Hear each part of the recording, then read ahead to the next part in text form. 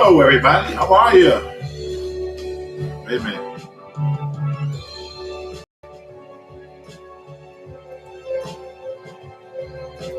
All right. That's after that. Get to it. Good evening. And how are you this evening? Hello, Miss Barbara Alexander. Nice talking to you today. Tex Rose. There go around. What's up? Rick, what's up? You know what's up with me. I'm just chilling. Just chilling. Hello, Miss Joy. We're going to fall asleep at some point. I know. Hello, Erica. What up? Just chilling. That's it. Hello, Irene. How are you? Just chilling.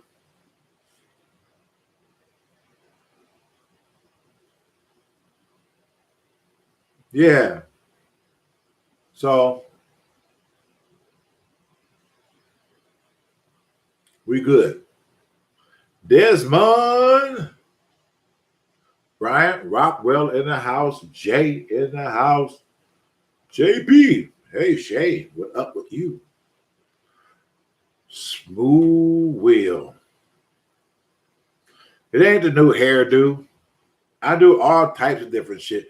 If you've been following me for any length of time, you liable to see my hair any kind of fucking way. I'm different and I'm unique. I make no excuses for that. This is me.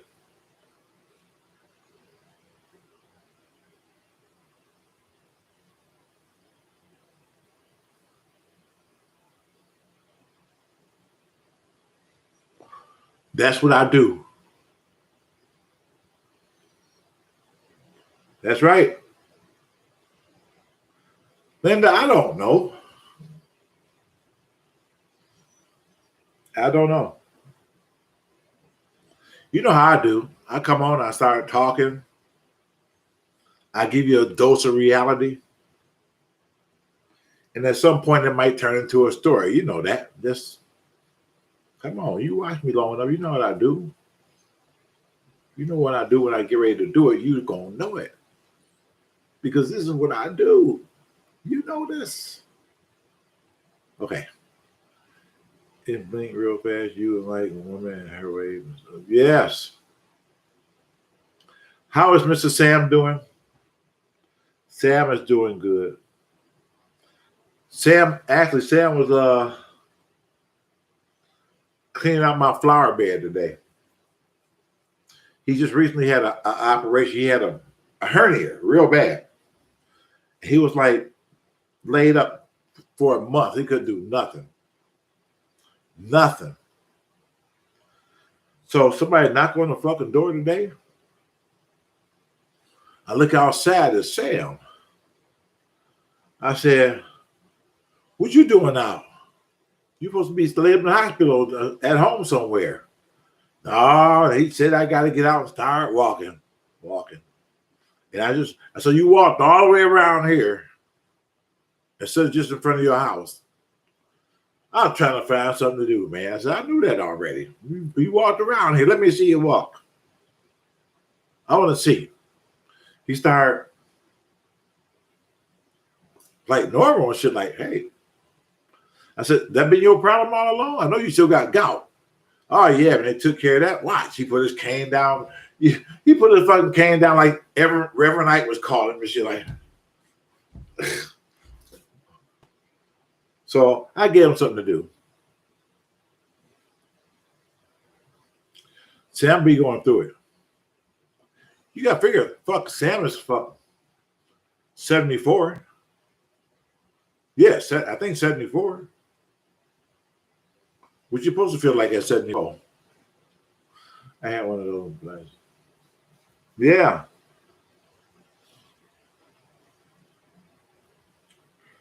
I'm trying to read what you guys are saying right now.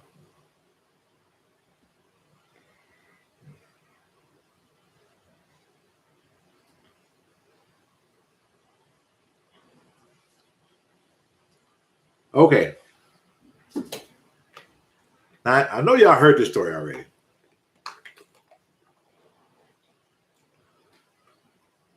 My investor in New York bought a property here. And actually, she still lives here right now. And she wanted me to get a rehab going at this place. Really big place. And it needed fucking boilers. A boiler. So I knew Lonzo knew how to do that type of work. So I got with Lonzo. He came over. He said we're going to charge, what do you charge? I think it was $15,000 to do the whole job. And by the time the boiler got there, it was like 800 pounds. Ain't nobody really around to really help. He said, we're going to have to take the skin off. So we won't damage it trying to get it down. And I'm sitting here watching them plot this shit outside. I said, I'm going to see how the fuck y'all go. I'm going to see how the fuck y'all even get to the fucking door.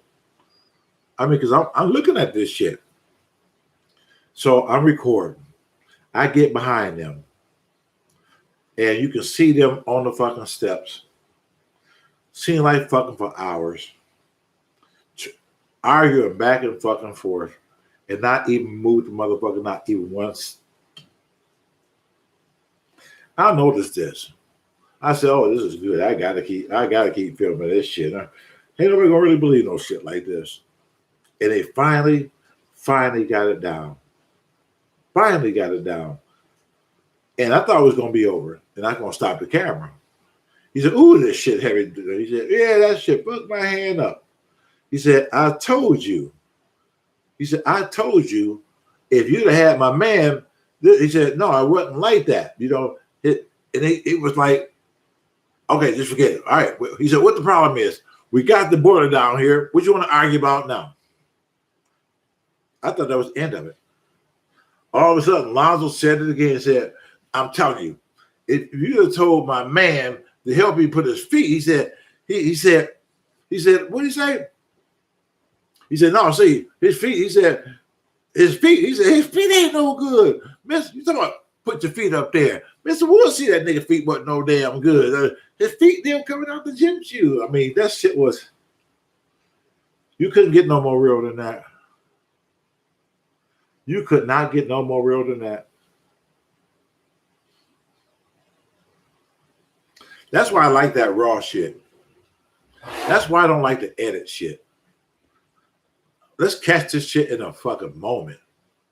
Who gonna believe this shit?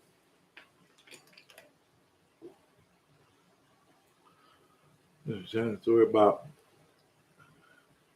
Oh, he was. I really felt bad about that because you always tell him. I said, "Damn, man, you should need some type of mask or respirator on when you're in painting and getting all these films in your system. That shit can fuck you up." Oh no, man. I've been doing this shit for years. You know what you got to do. You know what you have to do. As long as you know. And his father did the same thing. And they both died some type of cancer from all them fumes they've been inhaling all those years. And I simply said, if you put on a mask, I mean, that might help you, bro. I'm still here. I'm telling his story. So think about it that way. It's always real with you and your bunch. Sure. Gotta be real.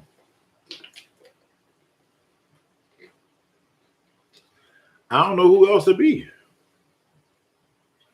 I can only be the best me that I could be. That's it. That's it. Some people live their life worrying about some fucking body else. And I'm figuring to myself, God damn, don't that person got enough fucking problems to worry about fucking mine too?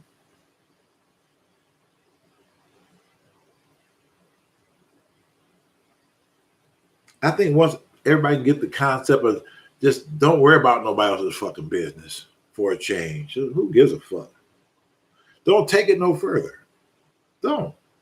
That's how fucking rumors get started. Squash that shit right away. Right away.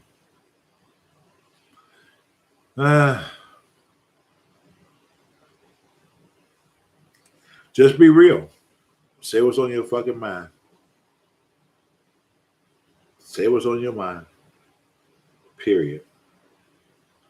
Now, let me tell you the quick story. Now, you know, all my stories are true.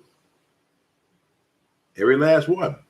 Some are very shocking, but they're still my stories. Don't make me a certain way, but they're my stories. Hold it, I hope that was right. Okay. Long time ago, summertime, I'm riding around. Don't you know what? That's too far into the story.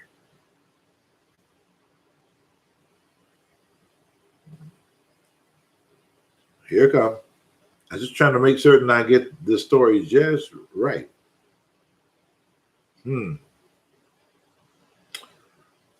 Mark, a friend of mine at the time, he was always a fucking prankster.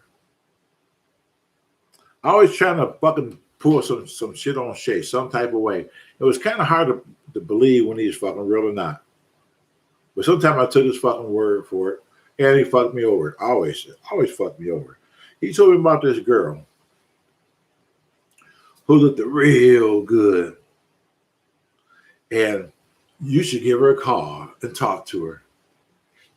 But she out of town right now, but you should really talk to her. We talking back and forth, back and forth.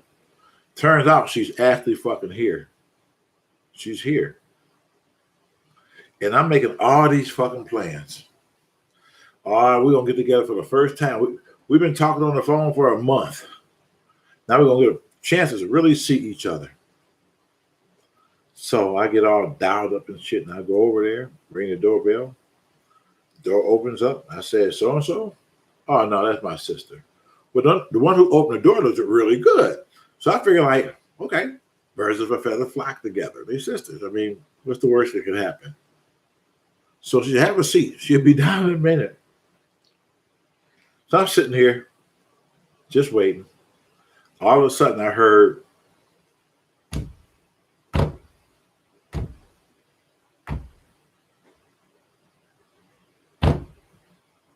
what the fuck? It got heavier, like, what the fuck? And I turned around. I said, oh, my God. I love big women now. I really do. But it just caught me off guard at that time. And she's a really, really, really large lady, which caught me by surprise because that's not the way she described herself. I don't know. People can gain weight kind of fast. Shit happens. I get it. But that's not who you told me you were. So, of course, I'm going to react a certain way now. It's like tennis. It's my turn. I said, well, listen.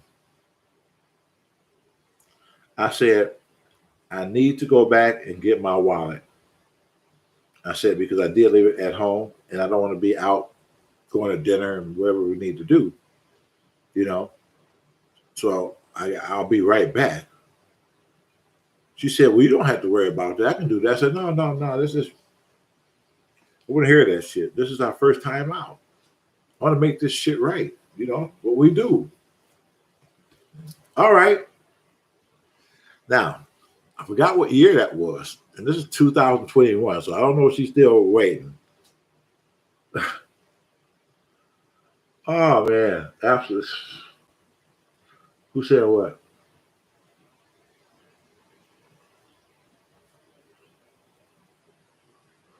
Hey, listen, that's what it is. I'm the storyteller.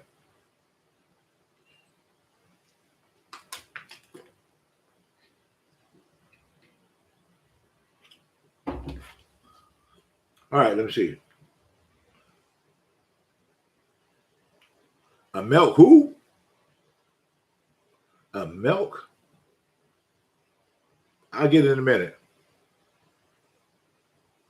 Whatever Ron's saying, just y'all know what he's saying, but I don't know. But y'all know, just whatever he say do, just do it.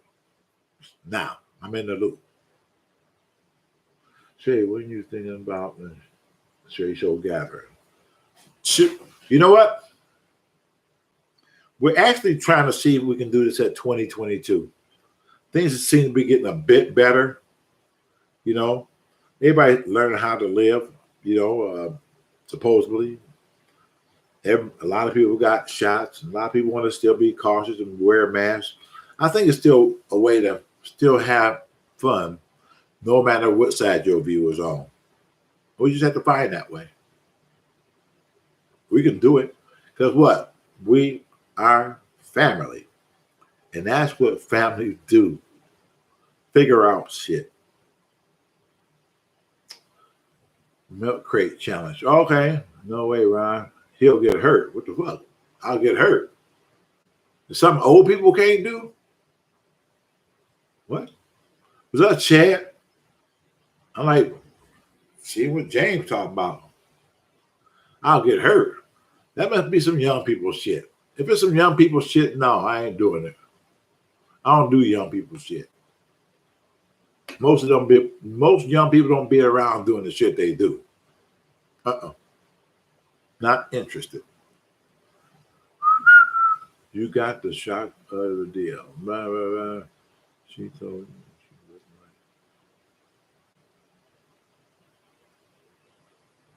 Oh, that's funny. Okay, I got it. I got it.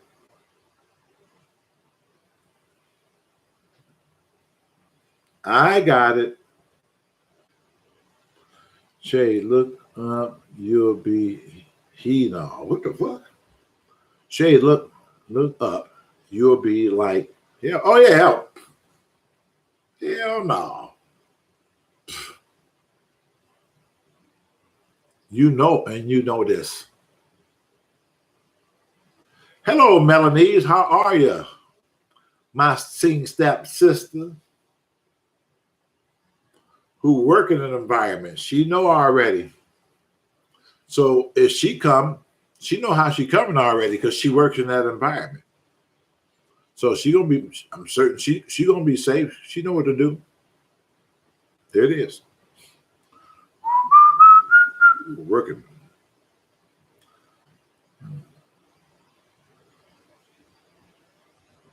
All right. Take care, Chad.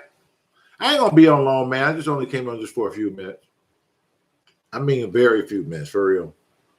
Sometimes I get that inspiration over just want to fucking talk. And just talk. And talk. And sometimes I just want to come on like now and say, yeah, I'm good. I just want to just keep it basic and just general. That's it. And whatever happens, fucking happens. Hello, Queen Bee. How are you? Well, shit, even Joy know about the milk crate challenge. I mean, what the fuck? I'm really out the fucking loop. I'm going to go online and see what that shit is. We don't need put Shea in the broken bone category. Oh, I know some people shit now. James just said that. I know already. But this is the biggest challenge you're going to get from me. The Shea Show hair challenge. Let's see you do the Shea Show hair challenge. You see, I wear it many different ways. Let's see how you wear it. Now, step your game up. I want to see those pictures. Yeah.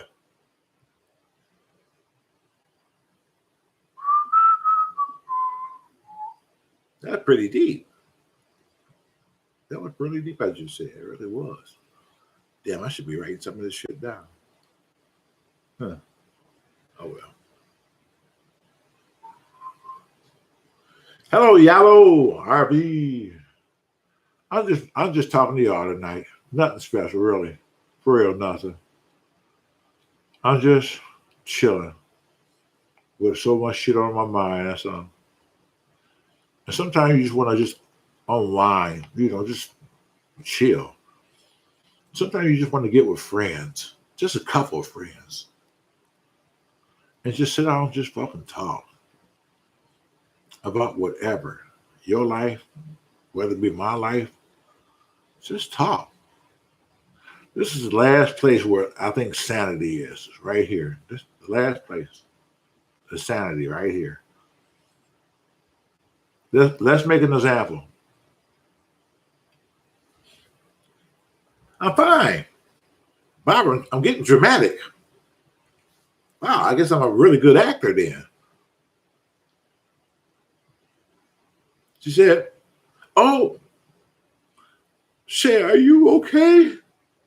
It seems that something is bothering you, and I'm ever so concerned. Oh my God, I got the fan on high. It just looked like you're going through something. I'm gonna call you tomorrow. Really, I want to make sure you're okay."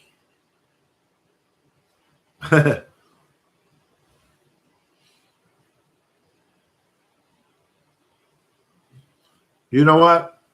Melanies I didn't really plan on coming on this much, to be honest with you. I really didn't. I just felt the need to do something new. I know this is YouTube. It's not the same as Periscope and those other little platforms. It's not that, because this is YouTube. It's all over the world. And there's somebody out there who watches for the first time who's not going to understand me or know what the fuck I'm talking about. And that's okay.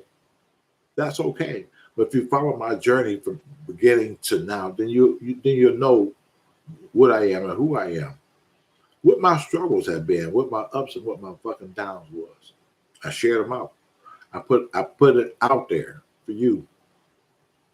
And sometimes you just need people you can just talk to. Sometimes just chill.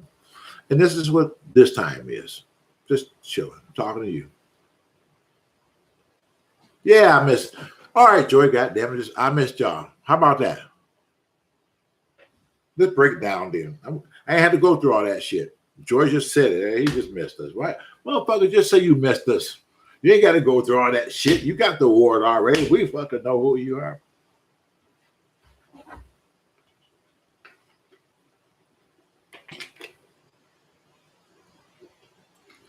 How was that? Did I get that right? Joy, did I get that right? I know I did.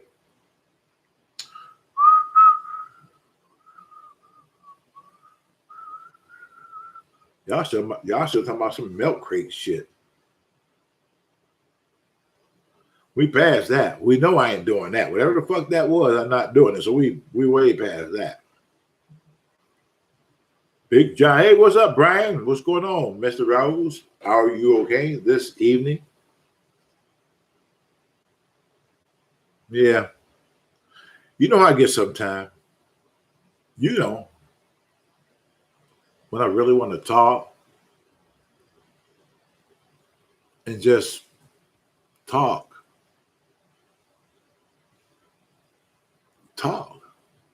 Sometimes you can talk to a person directly with eye contact and they'll know. They'll know. You talking already. You talking. Oh. That's the next level of talking. Oh, sorry. I said a fucking trance. Whew.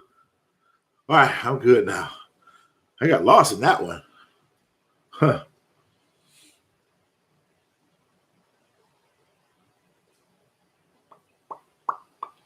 The comments is coming up slow, so I'm just kind of like waiting for you to catch up with me. That's all. Hello, Linda. How are you? I like how you did the background of the room. Yeah, just trying a little bit something different. That's all. Nothing much. Give you a little bit more scenery other than me. Maybe position that you're right here. Hawaii. Speaking of which, before I came on, this young lady called me. It came up restricted. And I try not to answer too many restricted calls because, I get those fucking trolls who call me all the fucking time. And that one guy, he quit calling. So Maybe I better not speak much. So I'm thinking that's him. Like, what the fuck? Well, damn, I missed you. I said, fuck it. I'm going to answer. Fuck it. It's been a while. Fuck it. And when I did, I turned it on, right? And I wait. I didn't say shit. Waited.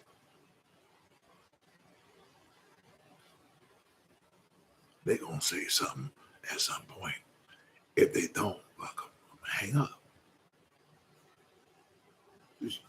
And then a female voice said, Shea?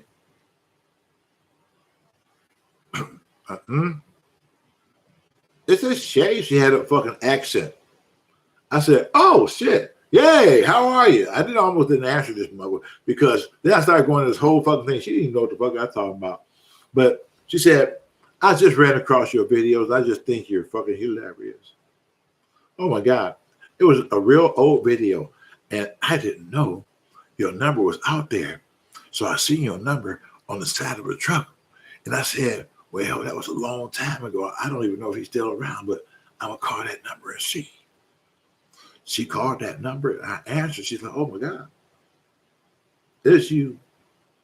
So, and she's over there in Hawaii. She said she would come on. I invited her to come on here tonight from Hawaii. And we just, listen, this is perfect for her. We just talking about this shit. There, I see your house. There your hut right there. I see your hut over there. Yeah. Jay, we got storms tonight. Hello, Gene. Storms. Oh, I'm hearing it here too. There you go. That was you. There you go. Bring Lynn, Maui, Hawaii. Just look at her. She right there. Bring Lehman. Yeah. Close enough. You know who you are. Not everybody else know who you are. Right here. Thank you for tuning in and seeing Shea Show Real Talk. Because when she called me, she wanted to know if I was still doing houses and rehabs. I said, yeah, I'm still doing that shit. Well, I'm seeing a lot of older stuff. It was like at 9:15, 10 after.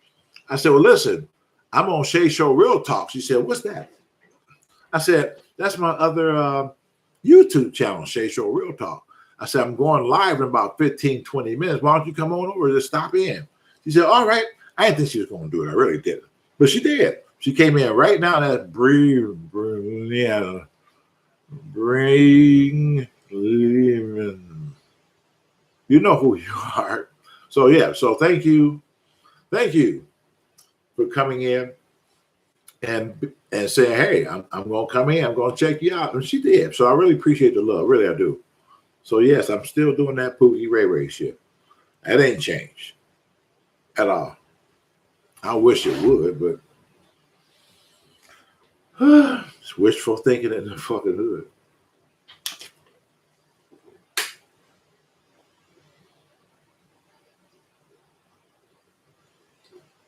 You have so many people.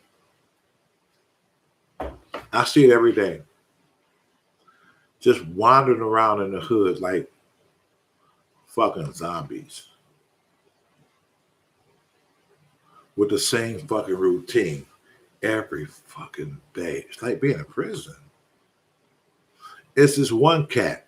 By the time I get to my office and go down to get me a coffee, when I walk in, he's there. He's getting a couple of Lucy's. What's up? You all right? All right, you all right? I'll show it to you the next time in video. Every morning, all throughout the day. That was it. I don't even know the guy's name and shit, but I just know his fucking routine. I said, damn, that is so fucked up. Every fucking day. With no direct, just like, fuck it, I done gave up. Multiplied by hundreds like him that done fucking gave up and said, fuck it. I want to live, but I want to live on you. I no longer want to do for me. I need somebody to take care of me. And I blame the women. Yep, I blame you. Because you allow that shit. You as a woman should never have to take care of no man. That's not how this works. And if you're willing to sacrifice who you are to take care of a man that you know is no good, you know he ain't no fucking good, but you, what the fuck? But you just, and you know he ain't no fucking good.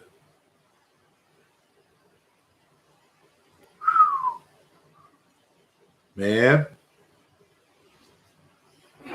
I'm trying not to, Linda. I'm trying not to.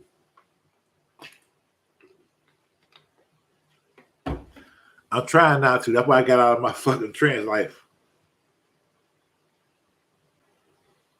So and they do. They don't want to do nothing. Nothing.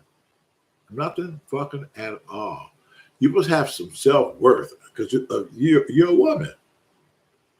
Why wouldn't you? Why wouldn't you think more of yourself as a woman? A woman. You're not supposed to be taking care of your fucking man. You're supposed to be working together and find a way to work together. Whatever it takes. If y'all gonna be together, you gotta find a way to take whatever it takes to make this shit work, to make it be like this, the way it's supposed to fucking be. Because don't waste no fucking time thinking something's gonna fucking change. If you know your fucking mind ain't gonna fucking change, don't waste your time. Then you move on. Life goes on. Maybe that wasn't the person for you. Or maybe you wasn't for her. Well, this is what it was. This was just a trial. We tried, and we got too many conflicts. You should be able to see that shit right off the rip. Why do you want to keep reliving that same fucking shit if you see it right off the fucking rip? You see it. You see it. You see the pattern off the rip. Why would you want to go through that shit? You got to stop that shit and start worrying about you. That's what you got to start doing. And let Pookie know my body just ain't here for that. Y'all got this. Y'all know y'all got the magic. You got the fucking potion. Y'all just not using it right. But I'm trying to help you use your shit right so you can change the mindset of the way that a lot of people are thinking, especially of you. Right? Stands to reason, don't it? That's what I'm thinking.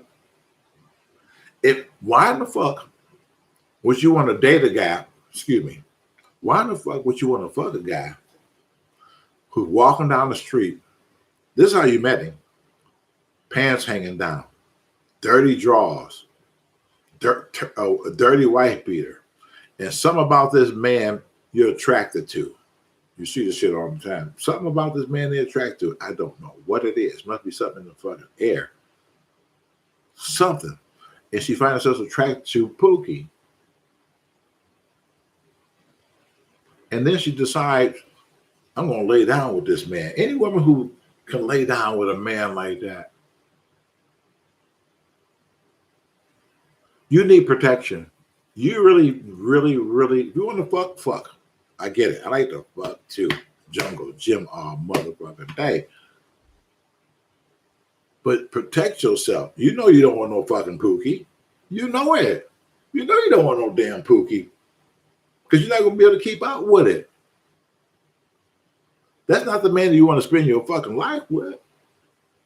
You know it already. When you decide to fuck that dirty motherfucker, you know, you should know that's not the man I want to spend my life with. I just want to fuck this man. And I want this man to fuck me. Maybe it's my fucking fantasy getting fucked by a dirty motherfucker. I don't know. But in any case, you protect yourself. Make certain that he got something on and shit. You don't want to bring that fucking demon seed into the fucking world. You see who his daddy is? That's who you want. That's how you want. You want a little Pookie by him? Oh. And he ain't gonna be there neither? Oh. That gene pool is gonna hit him at some fucking point. He's gonna get dominant on your ass. His daddy gene gonna come out right now, and you ain't gonna be able to fucking control it. And guess what? Poof! More bullshit unleashed into the fucking society. You ladies can make the difference. I say this shit all the time. Just say no. Just say no. If you feel like you just got to have sex, I mean, to y'all young girls, if you feel like you just got to have it, I mean, then protect yourself. I get it. I mean, you know, it's a different time right now and everybody fucking, you know, I get it. I get it. I mean, hey, man, I'm doing what I fucking do. But I get it. I do, but I'm just saying protect yourself. That's all I'm saying. You know you're not going to have no baby with this man. You know you're not going to have a future with this fucking man. And we can stop all these unwanted kids that's out here right now. You know, waiting to be fucking adopted. And thank God for the foster parents who really into trying to help some of these kids, because some of these kids are fucking battered. They've been through a lot of shit. And then another new environment. All they know is they're getting passed over from house to house to house. They got nothing fucking stable. So at some point, what they're going to do, they're going to start rebelling. What else can they do? Because they got to get used to a different fucking environment. Just when they thought this was my forever fucking home, Pookie, pack your suitcases. You going right there. You out. Now Pookie got to go through all that shit all over again. All over again. So it's a way that you can help change the direction of the hood with that little thing you got down there you just don't know how to fucking use. Let me put it this way. If you're gonna fuck a man, don't fuck him for a cheeseburger. If you're gonna fuck a man, don't fuck him for a cheeseburger, because that's all gonna be your self-worth to him at that point. Hey, I'm gonna go ahead and buy her 2 fucking cheeseburgers and some fries and shit. She gonna be good. No. Mm-mm. If you got the fucking, I'm just being real. I'm sorry. If you got the fucking, you make certain that motherfucker take you to Morton's Steakhouse in Troy, Michigan, off of I-75 on Big Beaver Road. Have them take you to fucking Morton's. I don't know where Morton's is where you live, but where I live, I just told you where it is. And the first time I went in that damn place, I went in there with Volante, Yasu, that investor Yasu from Japan. They just celebrated this deal that Volante just sold him this house for like $49,000. He wanted to take us out to anywhere we wanted to go fucking eat.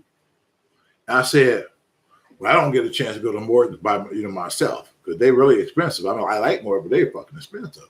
And I said, Morton's. He said, well, Morton's it is. We all meet there at fucking 8 o'clock. Now, I had never really been to Morton's at that point because the fucking steak cost you $117 by itself. The steak. I'm not even saying the T-bone. And so, yeah.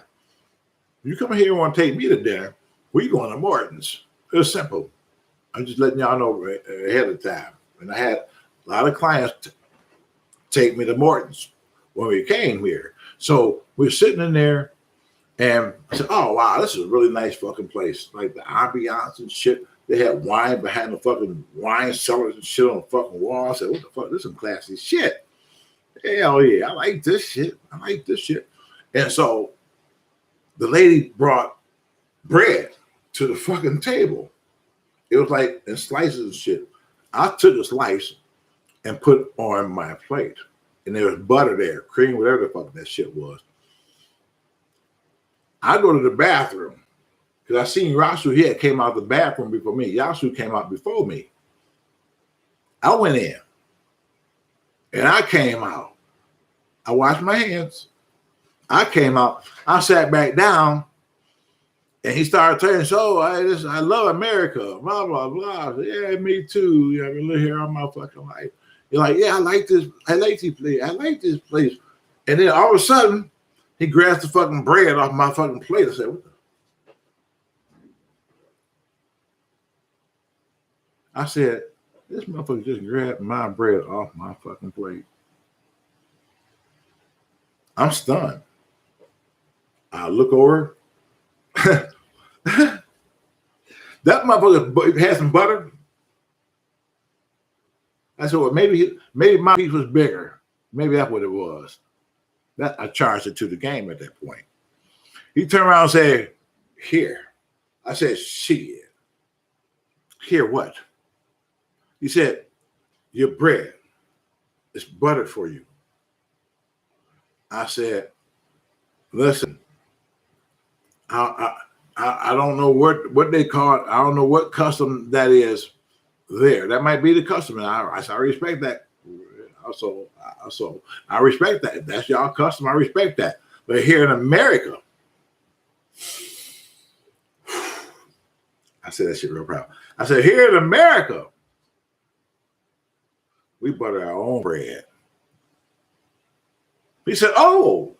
I said, yeah, we do. Waitress, bring some more bread over here. That's yours, bro. You're going to learn quick with me. Real quick. Then I said, that's a bargain. I'm just saying back then. Yeah. I'm looking to look on the menu and shit to see a number 2. You know, I'm used to number 2 or number 3 combo and shit. I wasn't used to that a la carte shit.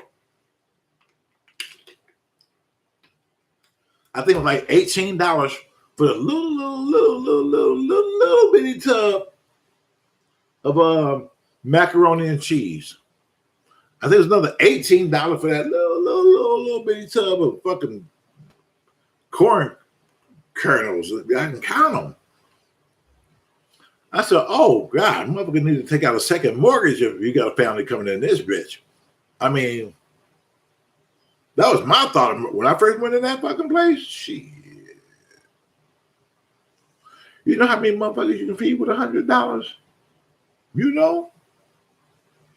I ain't gonna make it all about me right now. I might know some other people who be out there starving and shit. I'm gonna take my $100. Hey man, Pookie, you call Ray Ray and you call Shaquaqua. Y'all come over, man. I'm having a barbecue, man. Y'all just had to bring an appetite, man. You know, that's it. We're gonna have a good time, man. Yeah, no money, man. Just come on. That's the way that shit should be.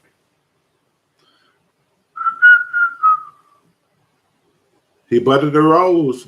He really did. That was his fucking piece of bread at that point. The fuck? Investor or not. I'm not eating bread that you grabbed off and buttered and hand back to me. Talking about, yeah. Shit. Shea, what was that place you went to serve on me?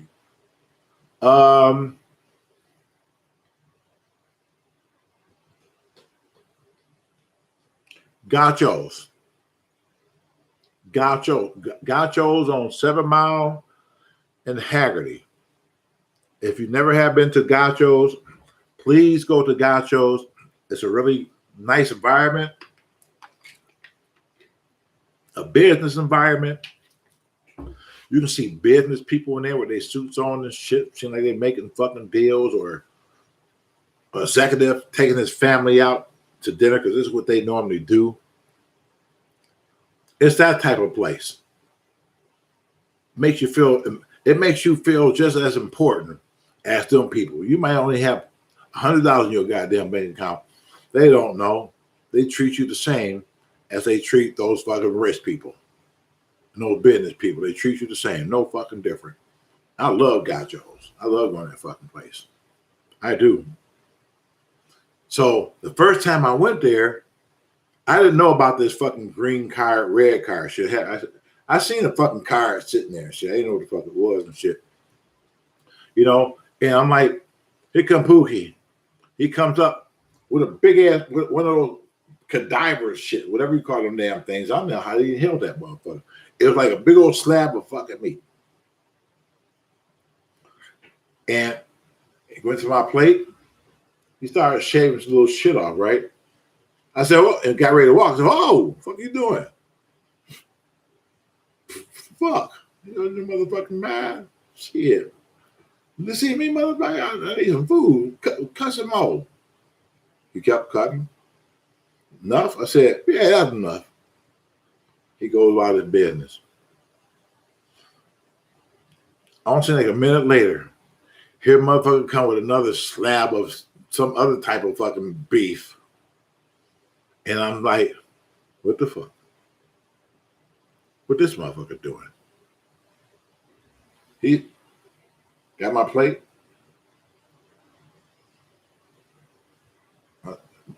That's enough, bro. Okay. He leaves. Somebody come up with my fucking little mashed potatoes and shit.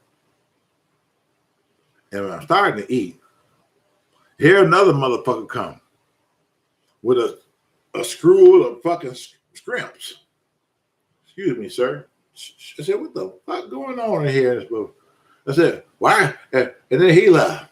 And here come old steak man again and shit. I said, whoa, bro, why you? I said, listen, I appreciate it from the beginning, man. I didn't know that's how it was like this shit. I mean, y'all still putting shit on my fucking plate, man. Like, what the fuck? He said, oh. He said, you never been here before. I said, no. Explain. He said, that car right there, that red side and that green side, I said, your car is on green.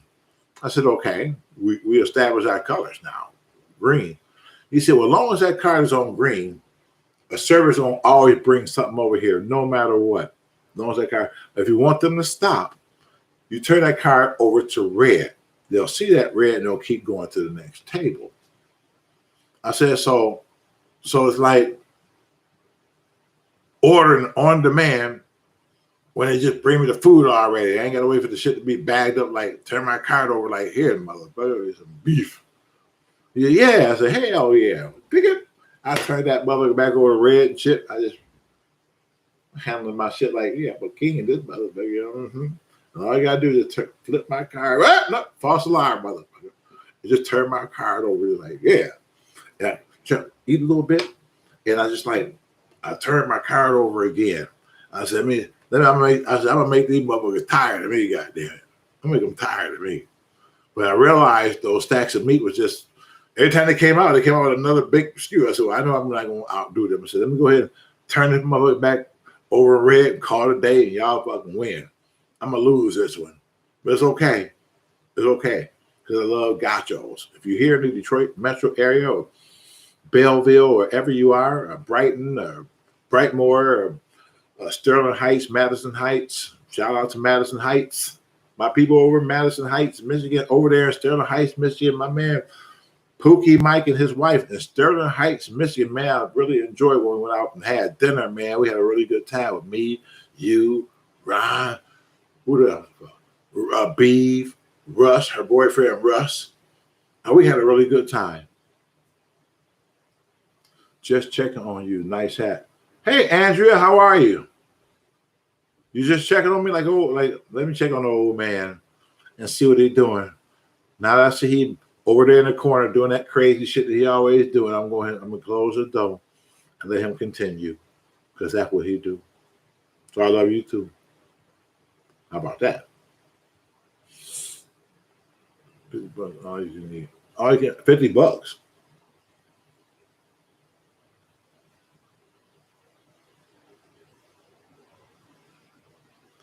That place, you got to go there. It's gachos. You got to go.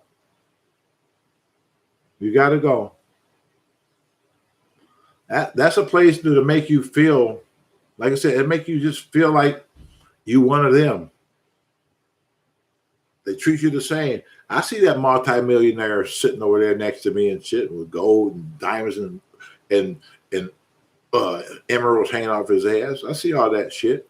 I listen how she talked to him. Then I listen how she talked to me. She didn't talk to me no differently than she talked to that man. Treated me the same. That's the only place where somebody treated me the fucking same. It didn't have an attitude or greet that person better than they fucking greeted me. They greeted each person the fucking same. Whew, don't get me started. Oh, baby, don't get me started. I just been keeping the shit real general tonight. Talking about shit. Oh. What happens government contractor you and Roy was yelling at. I had no idea what happened to that son of a bitch. I don't know. I don't know. We sued him. We won a judgment. We won a $9,000 judgment. I hadn't seen that guy. Although I was trying to set that guy up, I really was. I'm going to set this motherfucker up. He gonna give me my motherfucking money. But I said, you know what? Fuck it. I'm gonna move on. I'm gonna move on. Yep. Okay. Pookie Mike again. Hey, Mr. I hope you Tuesday. My Claiborne. My Tuesday is going fine. Like I said earlier, I'm ranting. Nothing in particular. Because I know this is YouTube. This is not my normal Periscope setting, which I actually like better. But they took Periscope away. So I'm kind of making this my new Periscope for now. The Shea Show Real Talk Live. I'm still going to do some things in the dark, but I want this to be my new Periscope. And I understand there's going to be a lot of people out there who's not going to get me. They're not going to understand me. They're not even going to know what the fuck I'm talking about. Why they think I'm even fucking relevant. But that's okay. There's going to be somebody going to say, you know what? The guy is real. I'm going to show my love, whether I like him or not.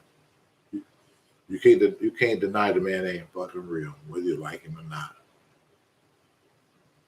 So if you're new and you're following me right now, or you're watching this for the first time, like, what the fuck is this?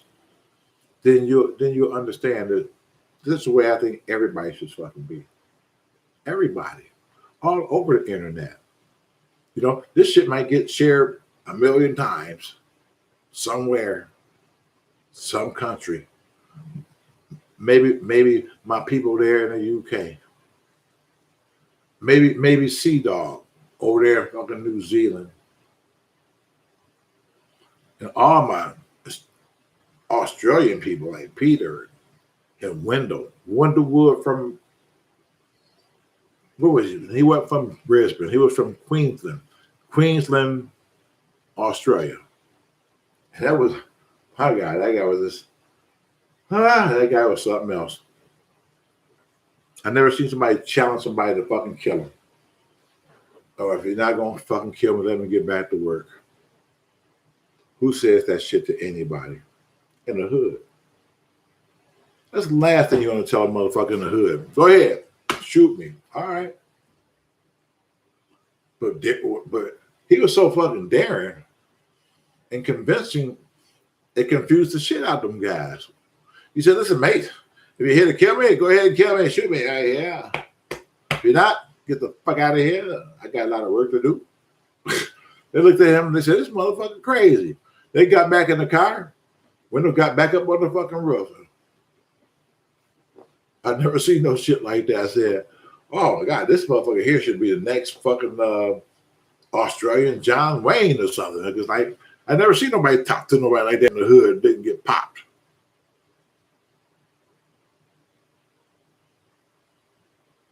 I was amazed.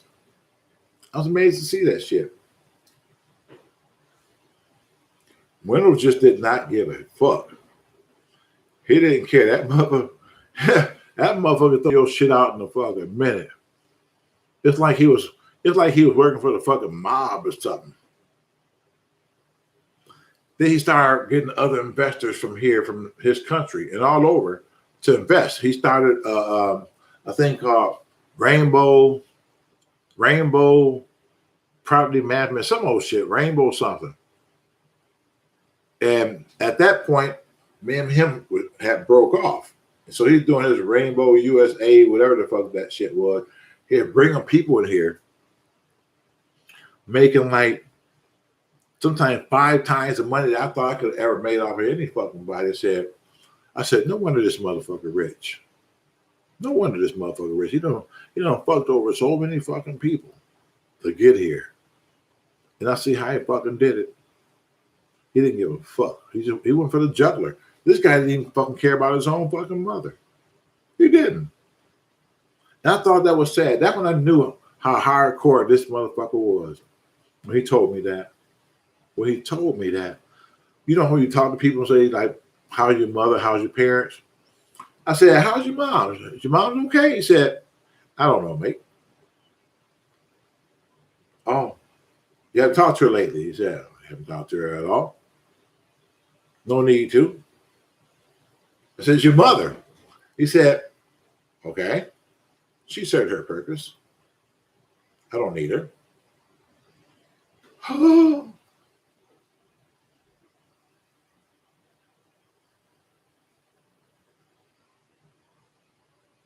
That sent chills down my fucking spine because he was so serious. She served her purpose. I had no need of her. She served her purpose. She brought me here, and I got to do what I got to do for me. She had her time. Now it's my time. I'm like, who thinks that way about their fucking mother? To me, that makes you the most cutthroat motherfucker on the face of the planet. If you can do your own fucking mother like that, I know what you're going to do to me in business. Remember, you just said, fuck the mother who brought you into the world. You had no more need of her. What made me think you don't have no fucking more need for me? I'm just a boob on YouTube. That was your mother. So I know you're not going to give a fuck about me. Man. I couldn't believe he said that about his own fucking mother. And at that point, I started fading away from him. I felt differently about him. You know, I felt like I couldn't do any type of business with this guy because I'm going to get fucked. I know I'm going to get fucked. So I know it ahead of time. So why get fucked? I knew it already. I separated. But some people don't fucking separate themselves from situations when they know they're going to get fucked. You know you're going to get fucked. You go ahead with it anyway. And knowing you're going to get fucked. I knew I was going to get fucked by this guy. I said, no, I'm good. I'll just keep doing me. Remember, you found me. I didn't find you. So he made a lot of money. Oh, he fucked over so many. Oh, my God, that man. He made so much money off that fucking project. He got that man to send him $175,000. Remember, he done sent him $100,000 already to start on this 10-unit project because he said, hey, mate, it's going to cost this, blah, blah, blah, blah. He sent him that first money. Wendell started finding guys off the street who wasn't doing shit, who wanted to make a couple of dollars. Hey, you want to make $8 an hour? Hey, you want to make $10 an hour? And, you know, what can you do? Hang drywall, you want to make $12 an hour? You know, that's what Wendell did. I mean, I didn't fault him for that. But the guys he was hiring, they wasn't doing shit. You see, I was catching a lot of shit on video. But this over there bullshit for the most part. I said, well, for anything, I said, there's going to be some good videos down the road. And they end up being some good videos. You know, the guy's not doing shit. Nothing. And then he sent him a picture here and the picture there. He told the guy, you need to send another $175,000. We almost there. The guy sends him another $175,000. By that time, they're putting a roof on. You seen the video when he got stuck on the fucking thing? By that time, they was only doing the roof. Now, remember, he got him to send all this money. And he said the roof is going to cost you $18,000. He said, all right, roof is going to cost you $18,000. But I know it's business. I mean, and he'll get the job for he'll get Pookie to go out there for $7,000 with material built in to do this roof. He did the electrical that way. He did the plumbing that way. He did every fucking thing that way. Everything. and wasn't getting nothing accomplished. That place should have been finished. There's no way in the world I should have been going over there doing that many fucking videos over there. There's no way I should have been doing that. And he said, you need to send some more money. At that point, my man said, I'm not sending shit. You ain't showed me shit. All this money I fucking sent you, you ain't showed me shit. The same pictures. Wendell said, well, you're not going to send no more, mate. Fuck it. You're just going to walk away from this job.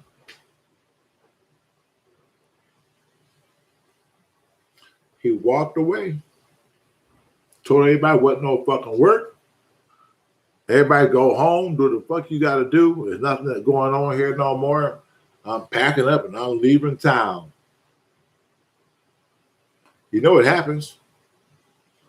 Now that property is left to the elements all over again. Pookie, Ray Ray, Peanut, Jaquaqua. The grass started getting taller and taller. At some point, tumbleweed. At some point, you'll see some tumbleweeds going across and shit. And slowly but surely, each day when you wake up, there's a window gone. There's another window gone. The front door is gone. The place is wide open. You're not worrying about it. You just watching this shit just go back to where it became, just to nothingness. Ash to ash, dust to dust. And that's what these motherfuckers did. They took their house back down to the fucking dust. Oh, I'm sorry. I'm getting too deep for y'all again. I'm sorry. Sinead Chu. Hello, back with you. I have ran. I wouldn't ran about my mother. 4 years. Oh my God, I can't. I'm being perfect.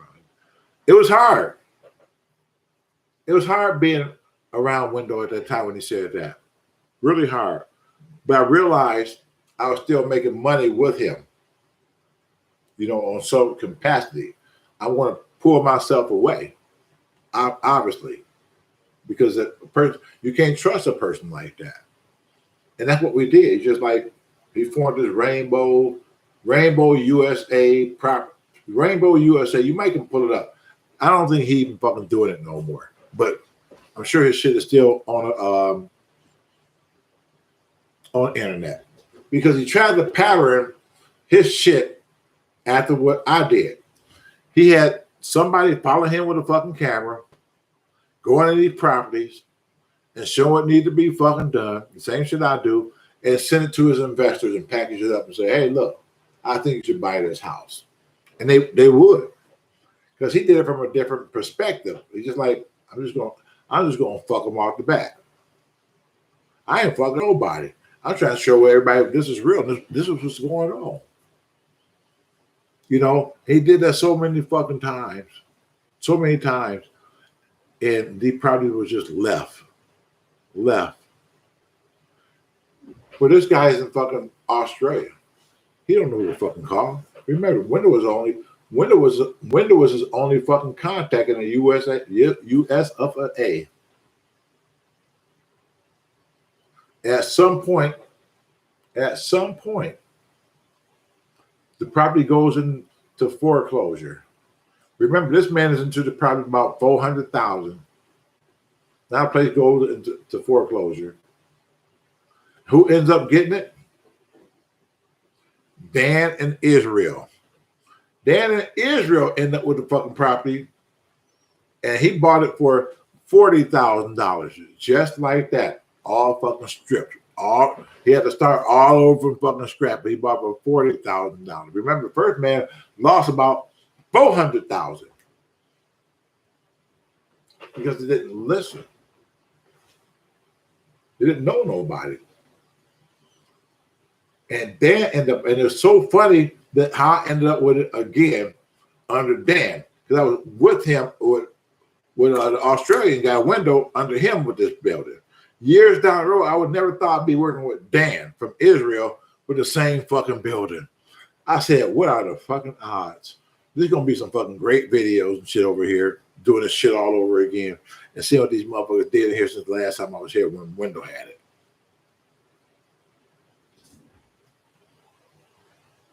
Let me see. You got tumbleweeds in Georgia. No, we ain't got no Kurt. We ain't got no tumbleweeds. That's me just saying that. Come on, man. Keep up.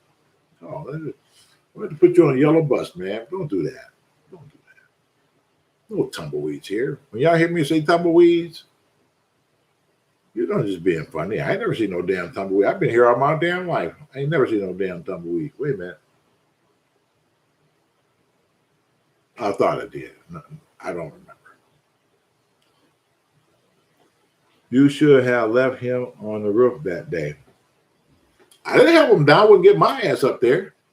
Y'all seen the video when he was stuck on that fucking roof? I don't give a fuck. He could stay up there. I was fucking with him. And I was recording his ass. He said, "Get that bloody camera off me, Shea." Some shit he said. Nah, fuck that shit. I'm gonna keep recording this shit. This shit is too good. Fuck what you talking about.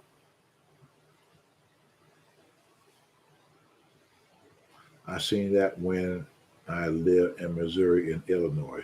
Man, the Shea Show is all over the places. Missouri and Illinois. You watch it in Missouri, when you watch it when you was in Illinois. I mean, wow, that's cool. Yeah, probably so, Brian. Mm-hmm. What's up, Liz? How are you? I'm really surprised, and I told you earlier. I mean, I hope you got out something out. I did say a lot of shit in the last 10, 15 minutes. I really did. You can't deny me that. I kept it real.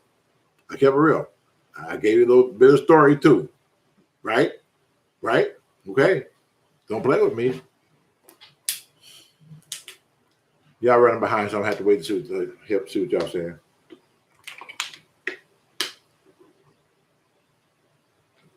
Mm-hmm. Yeah, man, ain't nobody talking, or y'all just slow typers. There's nothing coming up. Nobody saying shit. Nobody saying, I know y'all here.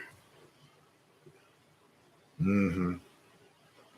Everybody got dyslexia, whatever that shit is.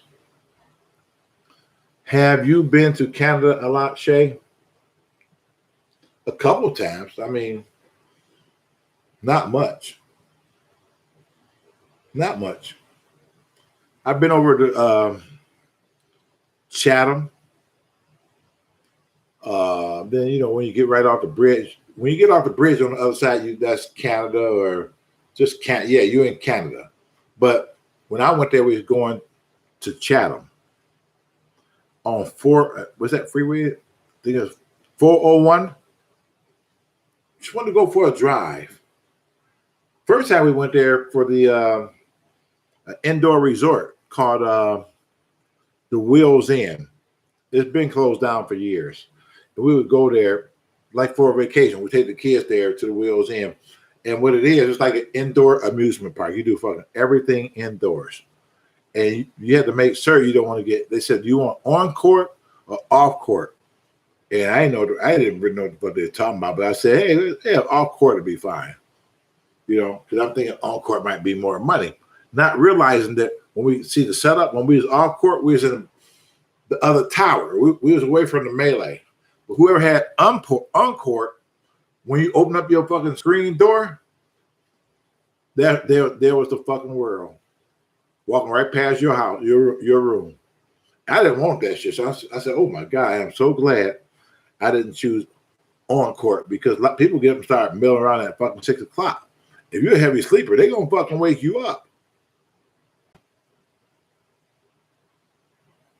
Nothing, Ron. Nothing. Last time I went to the casino with Daryl about 3 weeks ago. I don't gamble though.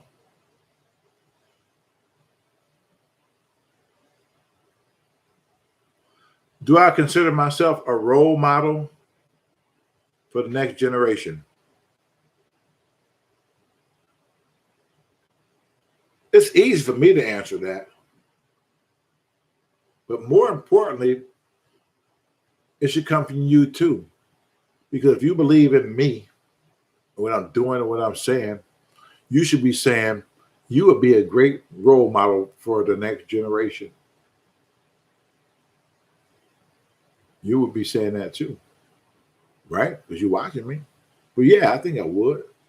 That's why I get on here and talk like this. I don't just talk like this because I want to get on here and fucking talk.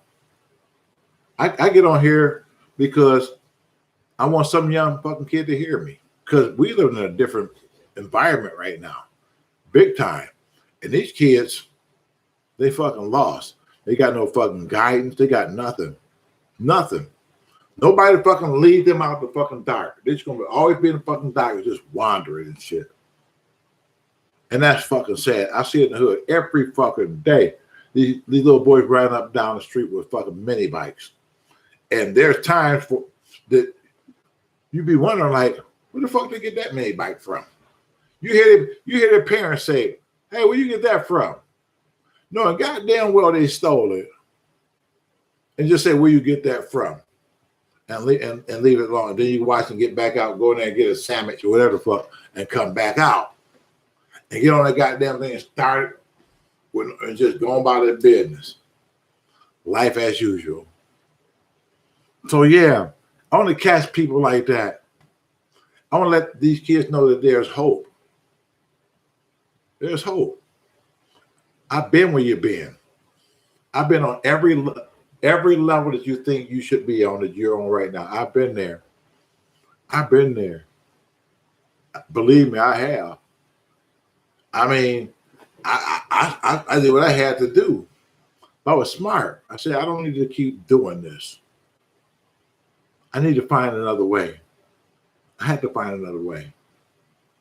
You know, I don't have to keep doing this. I don't have to keep fucking selling drugs.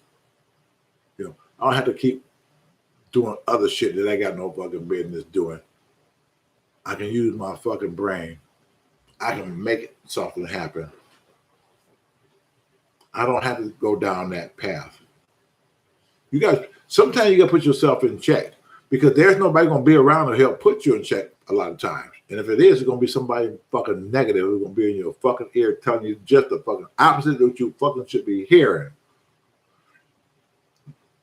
Stay away from negative people. When the mother started talking stupid, dip. You know he's talking stupid. You know what stupid sounds like. Just walk.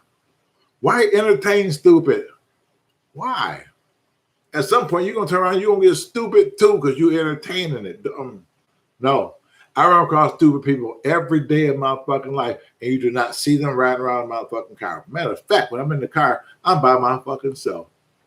I'm not going to entertain stupid. I'm sorry. I'm not even going to get stupid. Hey, yeah, you going that way? No, stupid. I ain't going that way. I purposely do a fucking U-turn and shit so they won't think I just fucked them over and shit. I go U-turn, go up a few blocks, cross over and shit, go back and get so far ahead because he's still at the fucking bus stop and they motherfucking back. Whew. What's up, Rob? I think I am. I'm just concerned.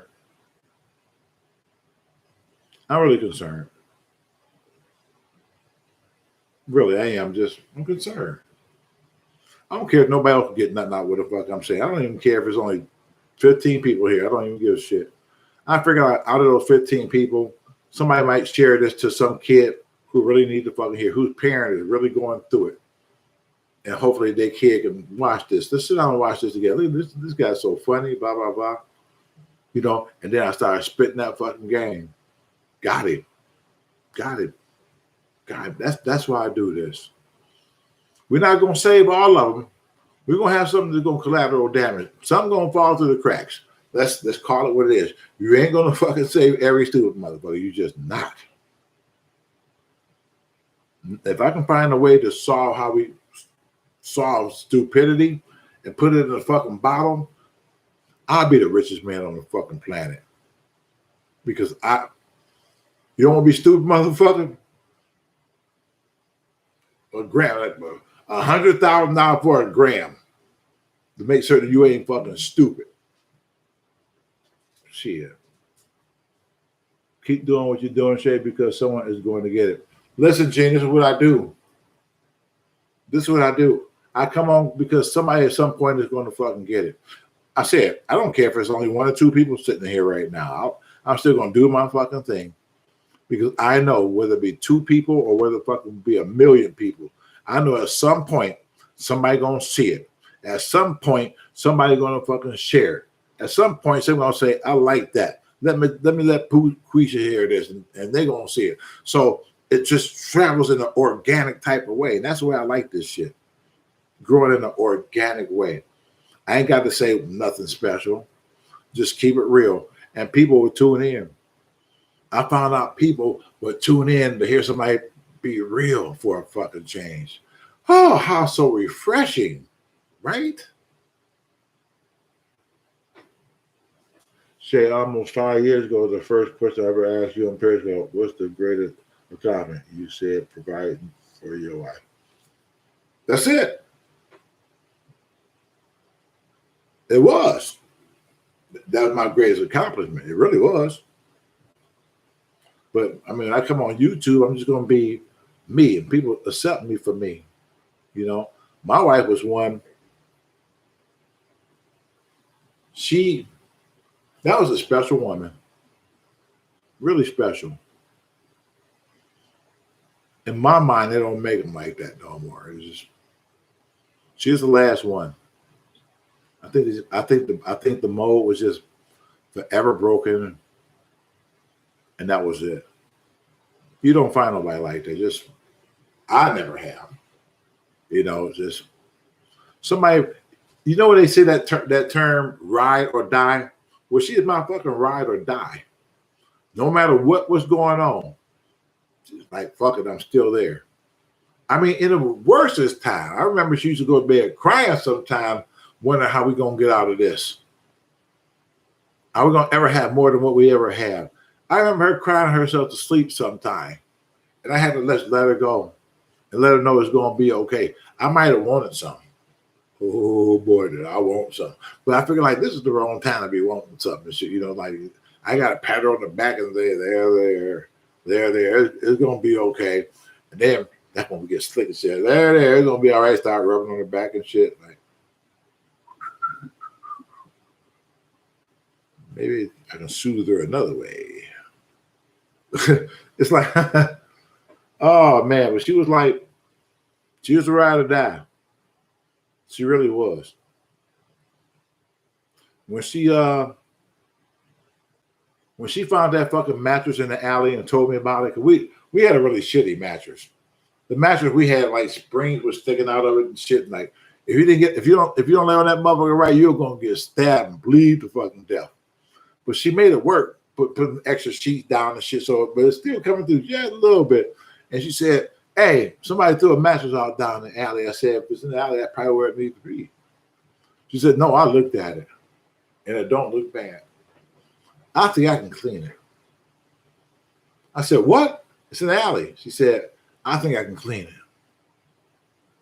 At that point, when I looked in her eyes, I seen that she was like sincere. She's like real. I can clean this motherfucker. Let's take it. I wasn't gonna shit on her dream because in her mind, I can make this happen. I was not gonna sit there and say, no, we ain't fucking around with no shit, no damn alley. We're not doing that. I didn't mind her taking charge at that point. I said, okay. She grabbed one end, I grabbed the other end, and off down the fucking alley we went with this fucking mattress.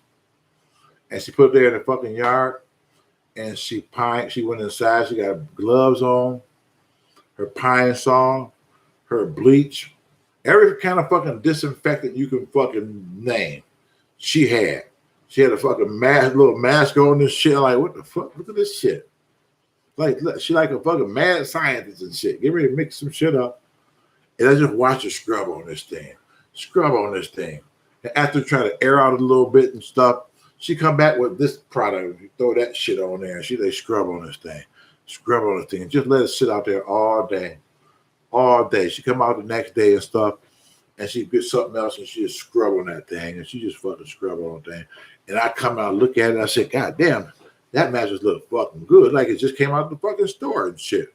She said, well, all we gotta do is just let it sit here just another couple of days and let it dry out. And just let it dry out. I said, okay, I couldn't fucking wait. Shit, that day came. We went in there, we got that fucking mattress. She grabbed one end, I grabbed the other. We took that motherfucker in. She threw it on the fucking bed. And she went in, she got the fresh linen and shit. She threw that shit on down like we was like Holiday Inn and shit. I'm like looking at, hell yeah, look at this shit. So she got it down there, she grabbed another layer and then she put it up. She did little hospital corners and shit. And I was like, look at this shit. What the fuck? I said, we really about to do this shit tonight. Hell yeah. You got hospital corners and shit. Oh my God, it's going down. I'm not thinking. So anyway, she said, go ahead. Lay down. You be the first. I said, nah, honey. You be the first. You put forth all this effort and everything. She said, I'm going to enjoy it. Really, I am. Really, I am. She said, you go ahead. You go ahead. And I laid on that damn thing. And all of a sudden, something happened.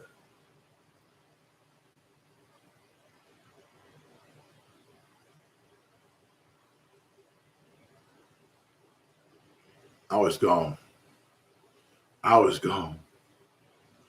Oh, I was gone. Just that fucking quick. I was like, I knocked the fuck out. Oh, I was fucking knocked the fuck out. So by the time I wake up, it's 3 o'clock in the fucking morning and shit. You know, you ready. 3 o'clock in the morning. Shit. You're like, get ready to touch. Like, oh, no, fuck you don't. What are you doing? It's 3 o'clock in the morning. Well, I was just thinking because he said, oh, no, you had your chair back then. You fell asleep. Now, I'm trying to get some sleep. I'll see you in the morning. Wow. Oh, okay. Well, I can't wait for morning. I'm just sitting there. I'm just tossing. I was just a fucking turning shit. I'm looking at the clock like 3:05. Oh, boy. 4 more hours and shit. Cause when the sun come up, it's a wrap. She said in the morning. She didn't say what time in the morning. She said in the morning, which to me means like when the birds get to chirping and shit, and you start seeing the light outside, like you like, yeah. Oh, this is it. This is it. You get ready to go for it again. Wow, what you doing? It's morning time. You said the morning. I'm still asleep. It's early in the morning. No. You said morning time. You said a particular time in the fucking morning, just like morning time. Like it's like, hey, what the fuck? Oh, I had a long night's sleep. Shit, it's morning time. No, but that was the best sleep I ever had in my fucking life. Wow.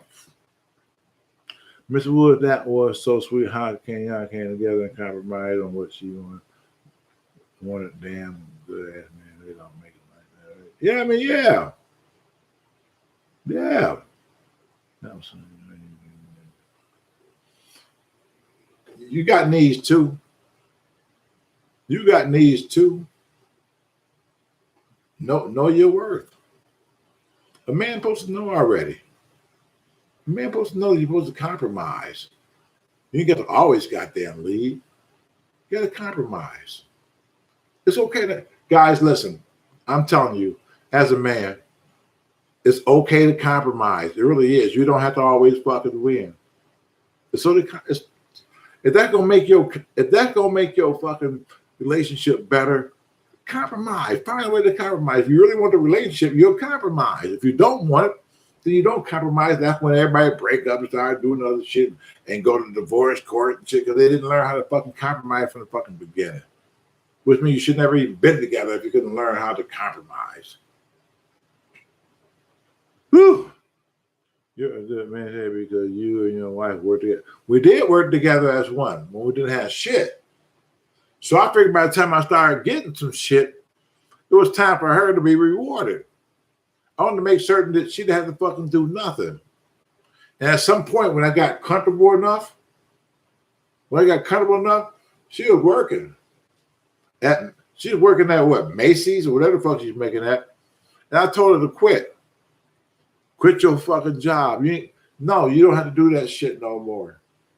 I got it. She said, are you certain? Because I don't mind. I know we need to do this and we need to do that. I'm the man. Let me take the lead. I got this. I'm telling you, fucking quit for a reason. I'll make it. I'll make it. Trust me. Fucking trust me. We've been together this fucking long. Just trust me. And she put a fucking 2-week notice in. And she didn't have to work fucking since. Whatever the fuck she wanted, within reason, I made certain she got it. She wanted a minivan. I ended up getting her fucking minivan. I want a Cadillac. I ended up getting her fucking Cadillac. And she wanted to get back to a fucking minivan. I found that shit really joyous at the time because she deserved she deserved whatever the fuck whatever she asked for. I deserved to give it to her because she was a trooper. She hung in there when I didn't have fucking shit. She know how far to take the shit.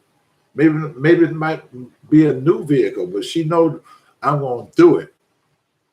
And I know I'm going to fucking do it because she deserves it. She deserves it. Shea, did you answer my question? What was your question? I'm sorry. What was your question? I'm talking to fucking everybody. I'm sorry. That's what happens. Let me see. What was your question? Lavina, what was your question? Let's see if I can address Lavina. I'm not gonna say shit until Lavina say something. I'm gonna make certain I'm trying to address her because I'm trying not to leave nobody out when somebody asks me a question. I'm not avoiding you. It's just like when I'm talking, I'm looking into the camera and I'm not looking down what people are saying. She stated several times in your videos that you were a damn good man to her. Oh, thank you. I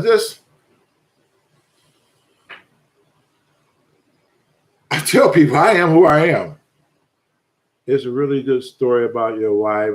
He didn't really tell you you're really in love with her. I grew up. I hope to find that was in the field.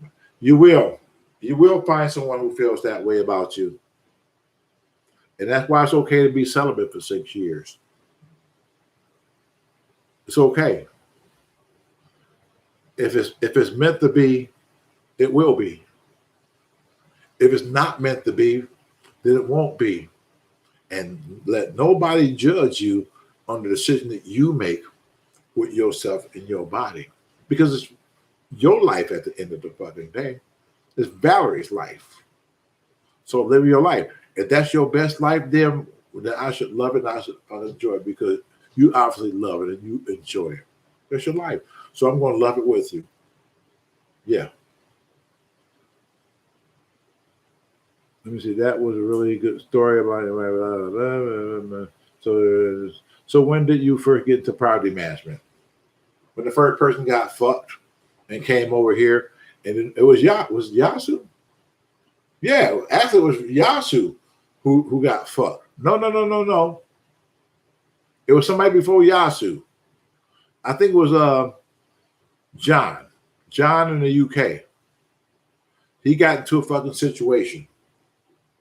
And somebody ripped him off. And like everybody else, they didn't know who to fucking call. They found me on the internet and say, hey, can you take over my property? I'm like, take your property? What do you mean take it over? Well, make certain the rent is paid because so-and-so ran off on me.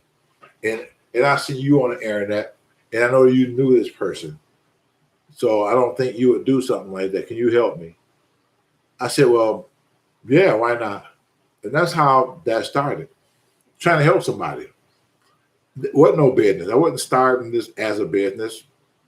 None of this shit. I was trying to help somebody. That's it. Just helping somebody. Not property management whatsoever. Just fucking helping somebody. And when I started helping somebody and somebody started getting their money, they're like, I'm going to keep this going. This guy's sending me money every fucking month. And statements. Next thing I know, word of mouth happens. Somebody else see what I'm doing when they see the videos. They reach out to me.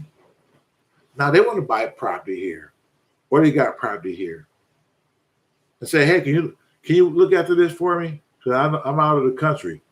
I say, "Yeah, I can look at I can do that. I'm not really doing nothing. Just like I'm looking at this guy's property. So yeah, that should be no problem." And that's how I started. People just I'm just trying to help people in bad situations. It just turned into something. So that's the property management story. The real story, no matter what the fuck you hear. This is it. Oh yeah, Shea went to one of those fucking Carlton Cheats courses and shit. And he learned all that shit. I ain't learning shit for none of that shit. Trial and error.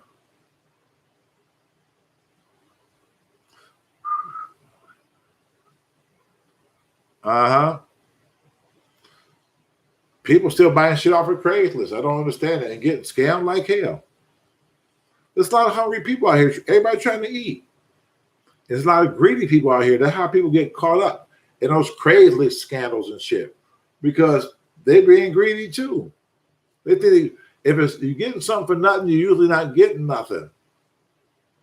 You don't get something for nothing. There's going to be a cost associated with this shit. Huh. I know I'm going to say I've been watching you for years, but I never said nothing in the chat.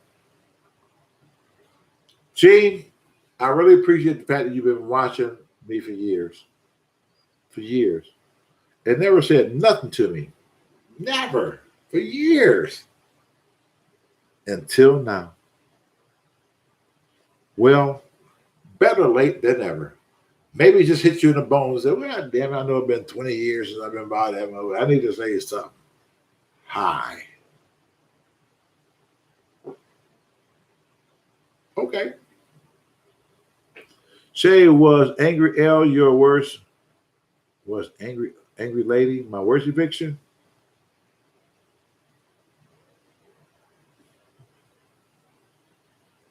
I think it was the craziest eviction.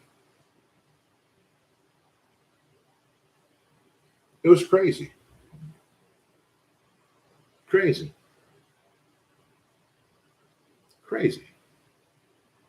The more I think about it, like, you don't get no more fucking crazy. She started off one way. I didn't need. I said I should have known. I said something's wrong with this motherfucker. She retarded. She's like she's a functional retard. That's what I ended up figuring out. You know, there's a lot of functional retards out here. She was one of them. I mean, functional retard. Yeah, I should have just know the way she fucking talked. I should have said she a functional retard, but wasn't paying no attention. I really wasn't. I was trying to look past all that. I was really trying to look past all that. I was trying not to fucking judge her. I do my best. And when we got control of the property, I reached out to her through a letter. Remember, at this point, she had been in the house. From my understanding, she might have been in the house a fucking year, not paying no rent because the person who was representing the owner ran off. And that person didn't know who to fucking call. And eventually they called me and I sent a letter out and I told her that I was a new management. And I wanted to come by and talk to her. And she said, come on by. You think we would have had tea and crumpets? Everything like what it was. Then she started explaining her dilemma. And I want to have this money on this day. I said, well, she's trying to tell me what day she was going to have it on. I said, no, this is what we're going to do. Because you said, you've been here for over a year. You haven't paid anybody. I know that for a fact. And I said, I know that. And you know that.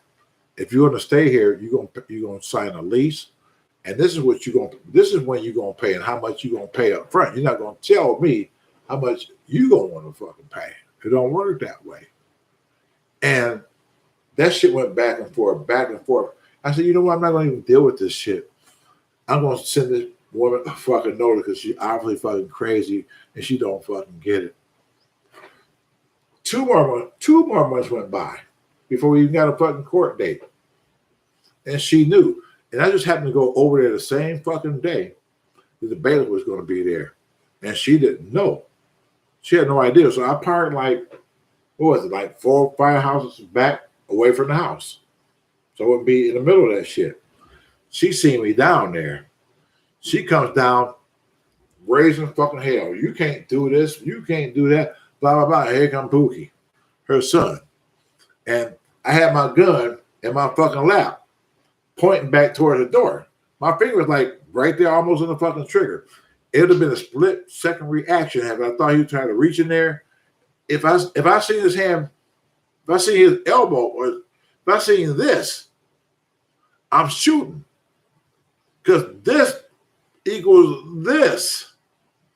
So I'm watching for up here. You know when to get ready, motherfucker, get ready to put a gun on you. Watch here. Watch. I'm getting ready to put my gun. What happened? What did you see before you seen the fucking gun? What did you see? That's what you see.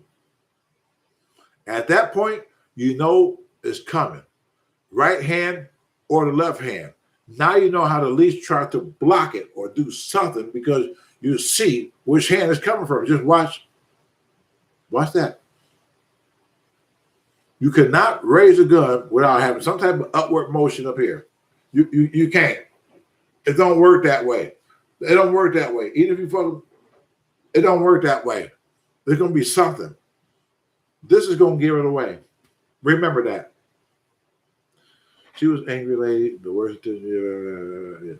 So yeah, what happened to the lady with the dirty fish tank? I had no idea, Liz, what happened to her. She just had to leave. I thought I was gonna feel bad for her because she had her brother and her sister, other grown folks in the house. They've been there for like fucking 3 years, not paying no rent at all. And then when I finally came by and they opened up the fucking door, I seen that fucking dirty fish tank over in the corner. I said, that's a dirty motherfucking fish tank and shit. And I said something. I said, after my introductions who I was asphyxiated with this fucking fish tank. I said, is anything in there? She said, oh yeah, there's fish in there. I said, shit, ain't no fish in there. She said, go in there and look. I go by and shit. I'm trying to look. There's so much fucking mildew on the fucking glass. Watch the video and shit. There's so much mildew on the fucking glass. I'm like, what the fuck? I can't see shit. All of a sudden, something like went by. What? So goldfish is here. Yeah, damn, it is something alive in this motherfucker. How the fuck they living in this damn thing? I felt so fucking bad for them. And she kept coming up with all these goddamn different days of when she was going to pay her rent. She even put 6 weeks into a 1 month. I don't even know how the fuck she did that. Well, I get my check on this day. And on the count, if you go up like 3 more weeks, would it be that day? Let me see. Did I get that check for that week? I said, whoa, where are these weeks coming from? When are you going to fucking pay the rent?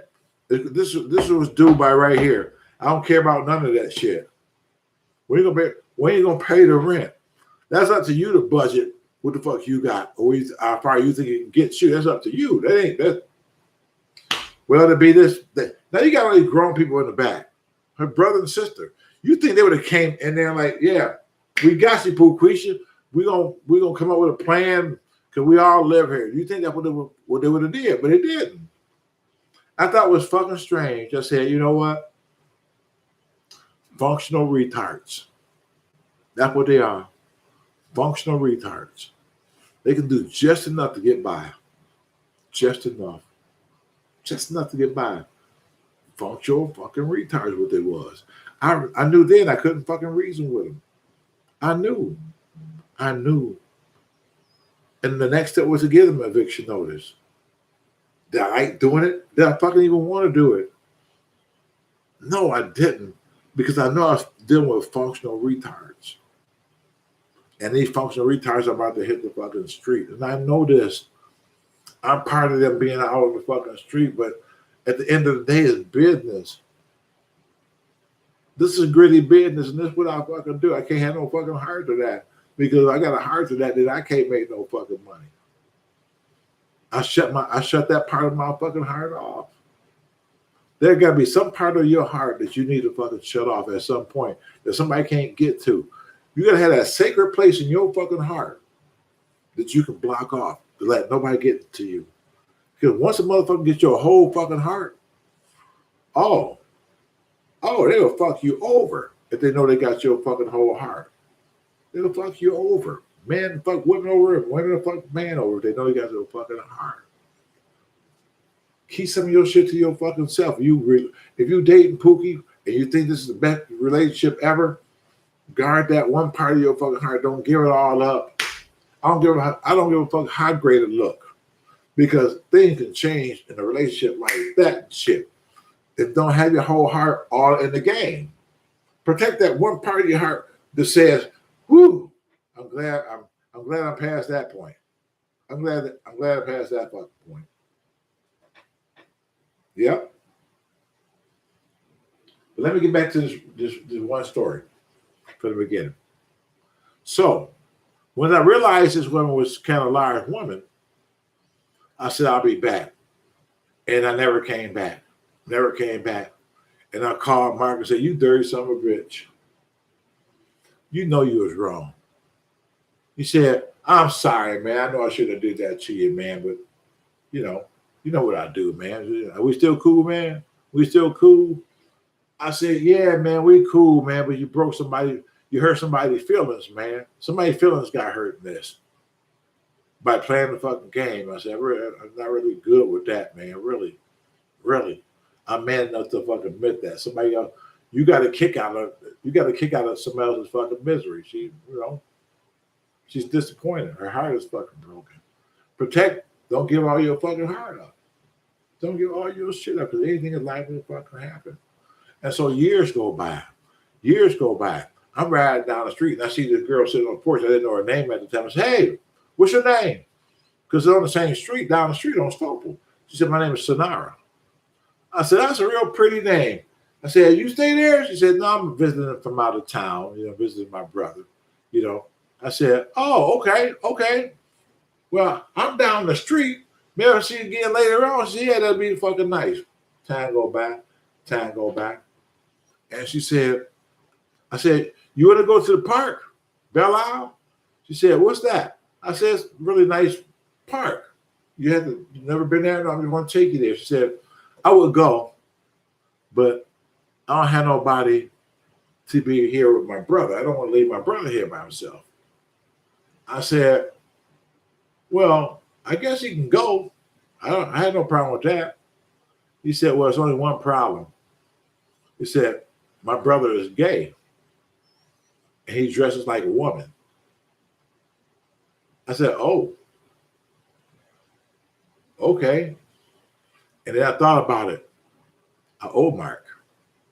I said, I got somebody. She said, what? I said, oh, yeah, I got a friend. He likes that type of shit. That's what he do. He got no problem with that. She like, really? I said, oh, yeah. Mark wasn't nowhere close to no shit like that. But I had to build it up. So she said, okay, well, I'll tell my brother. We got a little date. Okay. And so I called Mark. It's all set up, man. It's all set up, man. We're gonna come by and we're gonna swing by and we're gonna fucking pick you up Saturday. That cool? You ain't doing shit. We're gonna Belle Isle. I said, yeah, man, that'd be cool. I can't wait, man. I talked to her on the phone and she sounds so sweet. She sounds really sweet, man. I talked to her on the phone. I can't wait to meet her. I said, all right, man, you gonna meet her? I'm like, hell yeah. I got your motherfucker there. So we go there. I pick Sonara and her brother, who is the gay guy. We go to pick fucking Mark up. So Mark, when the thing came out, I ain't gonna even fucking lie. This mother had a dress on, makeup. I mean, the hair was just like fucking perfect, like Jane Kennedy. It's just like, God damn, that's a guy.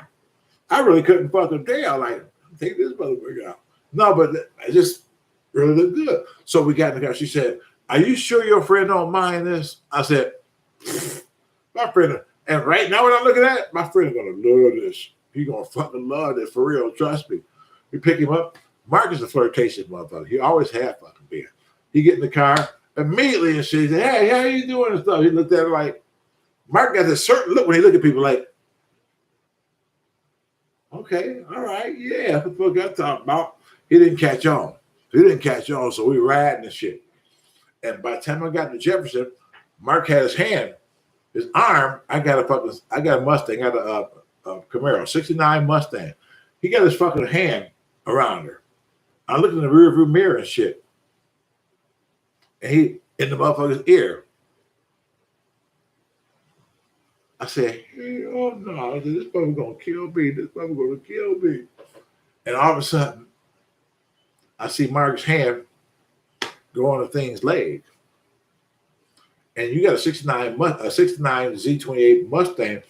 You know, it wasn't no one whole fucking seat. It was bucket seats, which means you can see right down the middle because they're bucket seats. I looked in the mirror.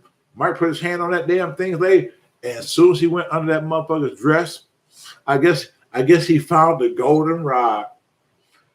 I got big and said, pull this motherfucker over. Pull this motherfucker over. I said, what? What's going on? I knew the fuck was going on. What's going on, man? What's going on? He said, this is a motherfucking punk. I said, what you talking about? He said, it's a motherfucking punk. Pull this motherfucker over and shit. He get out the car and shit. And I said, hey, dude, I'm sorry, man. I just getting you back, dog. He said, that was fucked up, man. That was so fucked up for you to do some shit like that. And Snara was upset because I didn't let her know what was going on. Remember, she was in the fucking dark and shit on the whole fucking thing. And so I had every fucking bad man at me that goddamn day, but I didn't go. Well, it was funny at the time. It was. Maybe not funny now, but at the time it was funny. It was.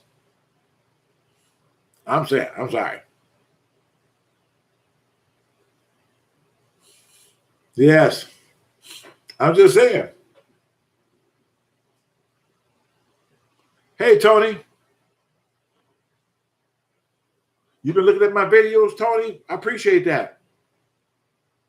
Did the fish ever live? When we got the place, let me get back to that story. When we got the place, we put them out. The bailiff came over. Before the bailiff came over, she knew that she had to leave. She knew she had to leave. We went over there, knocked on the fucking door. I'm going to be all really like mean, like, yeah, you got to get the fuck up out of here. You know what time it is. Baby's going to be on this motherfucking way. And she said, I'm moving stuff right now, Mr. Woods. I just don't have no help. I said, where your car? She said, I had no car. Well, where are you taking this shit? I'm walking, it's like 3 blocks away. I found a house over there. So I'm taking the stuff over there. I said, piece by piece? She said, I got no other help. I don't know where my brother and sister are. This your brother and sister. They were living here with you. I don't know, bro. They just figured like they're going to go ahead and do something else and left me on my own. And I felt so fucking bad because she was taking, there's a lot of shit in the house. A lot of shit. She might have grabbed a chair and she's walking down the street with a fucking chair off into the distance. At some point, she'll come back, walking back, and she'll come in and grab another fucking chair or something and walk.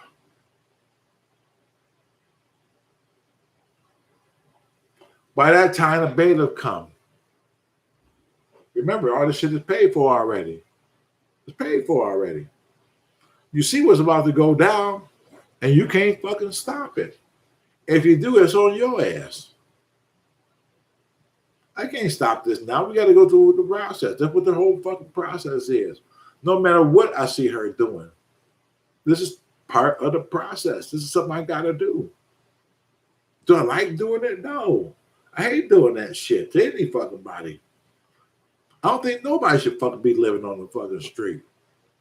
If it was up to me, nobody would be living on the street. If I had the fucking resources to actually really do it and get all these fucking buildings around here, all these empty fucking places, if I had the fucking resources or people who want to pool together and say, hey, we believe in your fucking vision, Shea, and we're going to use our money and shit. We're going to have a non-profit and shit and just put the motherfuckers together. We're going to try to bring this fucking place back.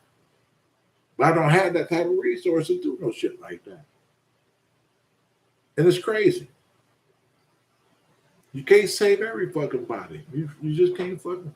And when you see it, what can you do? They put all this shit out. It just made it easier for her not to go back in the fucking house. Her shit was sitting outside. Now she got to worry about the fucking elements. Come get whatever she thinks is of value. Just sitting in the fucking pile out there. I can't sit here all day. I can't sit here and babysit this shit. I gotta go. My job is to go ahead and secure the house, make sure the house is fucking secure, take my pictures, do my fucking video, and lock the place up and go about my business and not look back. Another one done. Another one done. That's what it is. Another one done. That's how I look at this shit now. It's another one done. You can't emotionally get attached to that shit. You can't. You can't. Because if you get emotionally attached to that, you'll never do good in the real estate business on this level. You just won't. Because people use kids as a prime example to stay. They're not paying no motherfucking rent. They hold their kids hostage. I had to give them, I had to give Pookie some medicine. I don't have the rent money. Pookie medicine was like $235. That's part of my copay because he got this special Superman medicine. And so that was my copay. And I just don't have it. You just gonna have to wait the next week or next month. I'll double up there. How the fuck are you gonna double up? You can't pay a portion this fucking. You can't pay a portion this month. How the fuck are you gonna double up next month? You got nothing to show me right now. Nothing. Give me $100. I'm gonna double up everything next month. You can't give me $100. Yeah. Anyway. Yes, I have. You are very welcome. Thank you for saying my name. Tony, I'll say your name. I don't know what the hell you just said, but yes, don't have to thank me for saying your name. You're Tony. You're part of the family now, Tony. You're part of the Shea Show family. I'm going to call out everybody. Everybody, because you're family right now, Tony. Just like Barbara Alexander, like Gene Hawk, been watching me for fucking years. You're family. Rayo, everybody. Let me see who else is here. Valerie, family. We're all fucking family. We all got our own life. We all got our issues, whatever they might be. We all got our own fucking convictions. Everything. Like Valerie. She's been celibate for fucking 6 years. And I applaud that. I really do. I really, really, really do. Yeah. Oh, you don't know the story about if somebody, not you, Valerie, but somebody after 6 years decided they want to go ahead and do some shit, and you know it's been 6 years. Oh. In your mind, you're getting built up already because you know you're about to do some mandingo shit. It's been 6 years. She had none in 6 fucking years. Oh. Where's my cape in my fucking phone booth? Oh. She gonna know Superman had fucking arrived. You fucking jump out the fucking bed and shit just with the fucking your pajamas on and shit with you got an S drawn on your fucking chest, a magic marker and shit, and your wife beater and shit like, yeah. And she looking at you like, what the fuck? But yeah, like that. Nikki got other issues going on right now. She's really busy doing other things. She apologized for not being here. I am glad I don't have your job.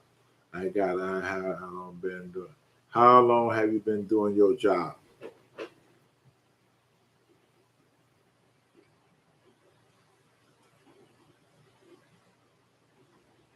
$20 years? 20, what was this? 20 years? Obviously way before YouTube. I've been doing this shit way before YouTube. YouTube didn't come around to 2005. I've been doing this shit since late 2000. Yes, I've been doing this shit a long time. And YouTube wasn't part of it. They wouldn't even thought of it during the time when I was doing this shit. Yeah. So yeah, I've been doing this for a long time.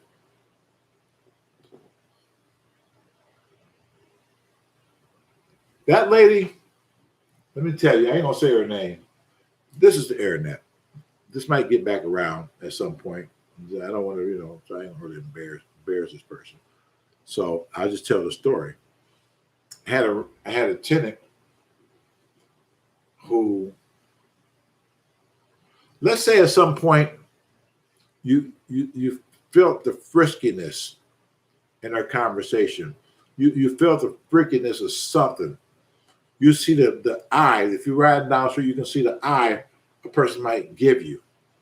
That might give you an indication like, yeah, motherfucker. Yeah. And you might see that eye. Sometimes you got to avoid that eye. There's eyes out there that you can get the wrong impression of. Sometimes your eyes can get you in a lot of fucking trouble. If you really follow the eyes, it can get you in a lot of fucking trouble. I seen the eyes early. I seen the eyes early. I said, I ain't gonna get caught up in that shit because my wife right across the fucking street. So I ain't stupid. I just look like this. I'm not gonna get to that. So one day she called and said, I'm going out of town. She said, can you come by and get the rent? It's like 9:30 at night. All she had to do was look across the street to see if my car there. She knew my car wasn't there. So she called me. Well, I can get tomorrow. She said, no, you can come by and get it tonight because I'm supposed to be going out of town. I want to make certain you get this rent money before I leave.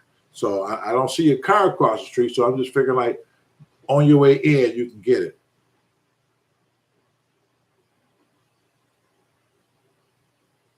Okay. Well, when you get here, just let yourself in. The door will be open. I'm not thinking about nothing else, but she left it open. I don't have no keys to her fucking house. Not with me. So she know that. So she opened up the fucking door. Just let yourself in. I'm looking across the street. Remember, I'm looking across the street. I'm looking across the street. I'm trying to make sure Pamela looking out the motherfucking window like, what the fuck are you doing? I'm like, all right, I'm coming in. But just waiting for the rent money. She in the back. I come in and shit. It's dark. Got a fucking strobe light going on and shit with red and blue and shit going across the walls and shit. I'm like, fuck. The fuck, I walk into a fucking discotheque. What's going on in this motherfucker? I said, excuse me. I said, you had the money? You said, I'll be up there in a minute. Here's some fucking Barry White going in the back and shit. Fuck. She comes up in the fucking teddy. A red fucking teddy. I'm like, what the fuck? What the fuck? What are you doing? She said, how does this look? I said, it's okay. It's fine. I want the rent money. I'm sweating like a hoe in church. I just come for the rent money. You need to go put some clothes on or something.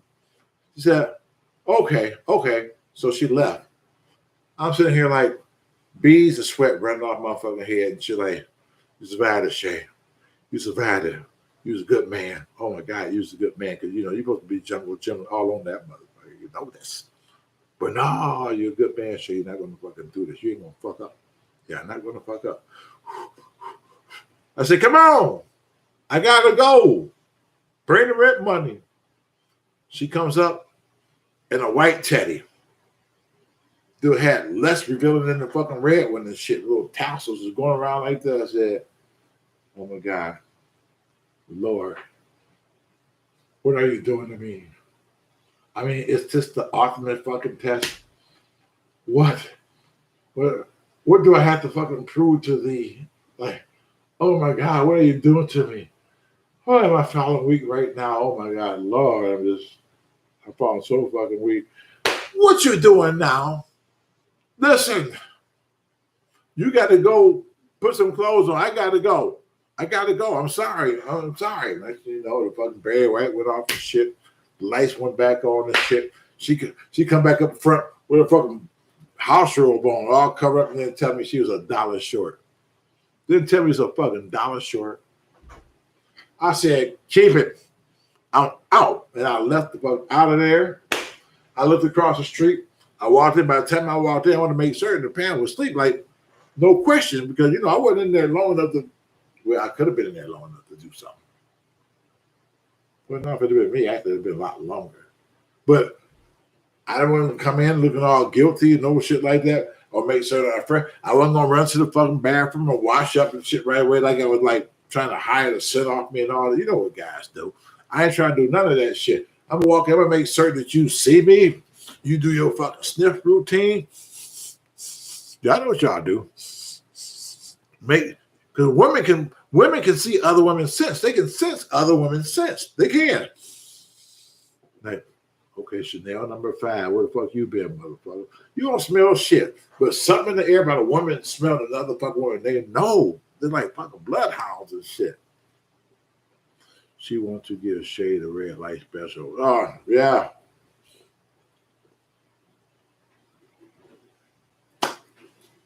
Yep. Let's see what everybody else saying. Not the sniff. Yeah, not the sniff. Yeah, I know what y'all fucking do. You know what you fucking do. A man can come in and shit. You know, a man who fuck up know what he need to do. We get confused trying to fucking do it. He know what he need to do. So how do I go in right now? I know I've been with this bitch. My woman can pick up on the fucking scent. So do I immediately like run past to make certain that she don't pick up a scent so I get a chance to go in the bathroom without her noticing? Do I ring the bell? Knowing that she gonna come ring. When I ring the bell, then I run off the fucking porch and I run to the back and go in slowly while she's going at the front door, and you get in there in the shower and shit. She comes in and said, "Who's that in there?" It's me.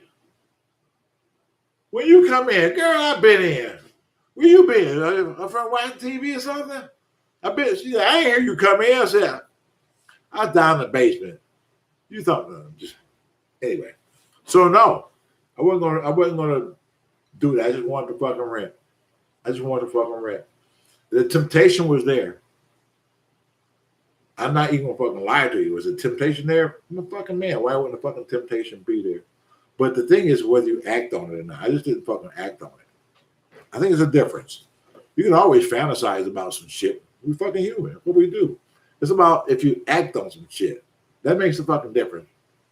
Fantasizing about it or taking action upon it. It's a big difference.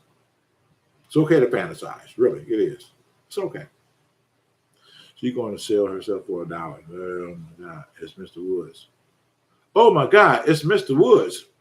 What you mean, Rick? You new here? Or, I know you can't be new. I've seen you. I know what you're saying. I'm just messing with you. That's because a man has a guilt about them. You think a man has a guilt about them, Barbara? Really? You really believe that? You think all men have a guilt about them at some fucking point? Do you? I mean, I get it. All women gonna be a fucking certain way too. Me, I'm just gonna tell you straight up what the fuck it is. Now it's up to you how you want to accept it when I say it. Anybody who know me, if you don't want to fucking know, you better not ask me. Because I'm gonna fucking tell you. I think I got nothing. What the fuck I got to hide? I'm not obligated to anything or anyone.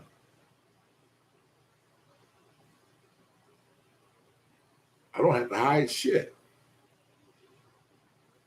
Why? I never caught you. You never caught me live. Oh, that what it is? Okay. Well, I'm glad you catch me live. I hope you enjoy it. I ain't talking about shit, man. Just look ready. I don't talk about shit. I just get on here. I just fucking rant. And like we family shit. Like family just talk to each other. Talk about each other's days and all that type of shit. So that's all I'm doing over here. This is just a channel for me to come over here. Well, I used to do this on Periscope. So I'm just ranting right now. I'm just ranting. Nothing more. But thank you for following me and being here. So I hope you enjoy the show. And the show consists of real talk, real situations, and mostly talking about to the kids who are out here fucking destroying their lives right now in the hood. Because I see it every fucking day. And it's sad. It's sad. And I see some more shit that's getting ready to happen. It's like, when does the cycle fucking stop? When does the cycle stop? I'm gonna tell a story. I'm not gonna tell a story now, but I'm gonna tell a story somewhere in the future. It's too early to be telling this story right now. Real early. But it's gonna be a story, nonetheless. It's gonna be a story. And I think for the most part, I think it's gonna end up being a sad story. I mean, I hope I'm wrong. I hope I'm wrong, but I think the writing is on the wall. It's a matter of time. It's a matter of fucking time. You know, I had a tenant. All I'm gonna say is this: I got a tenant who passed away,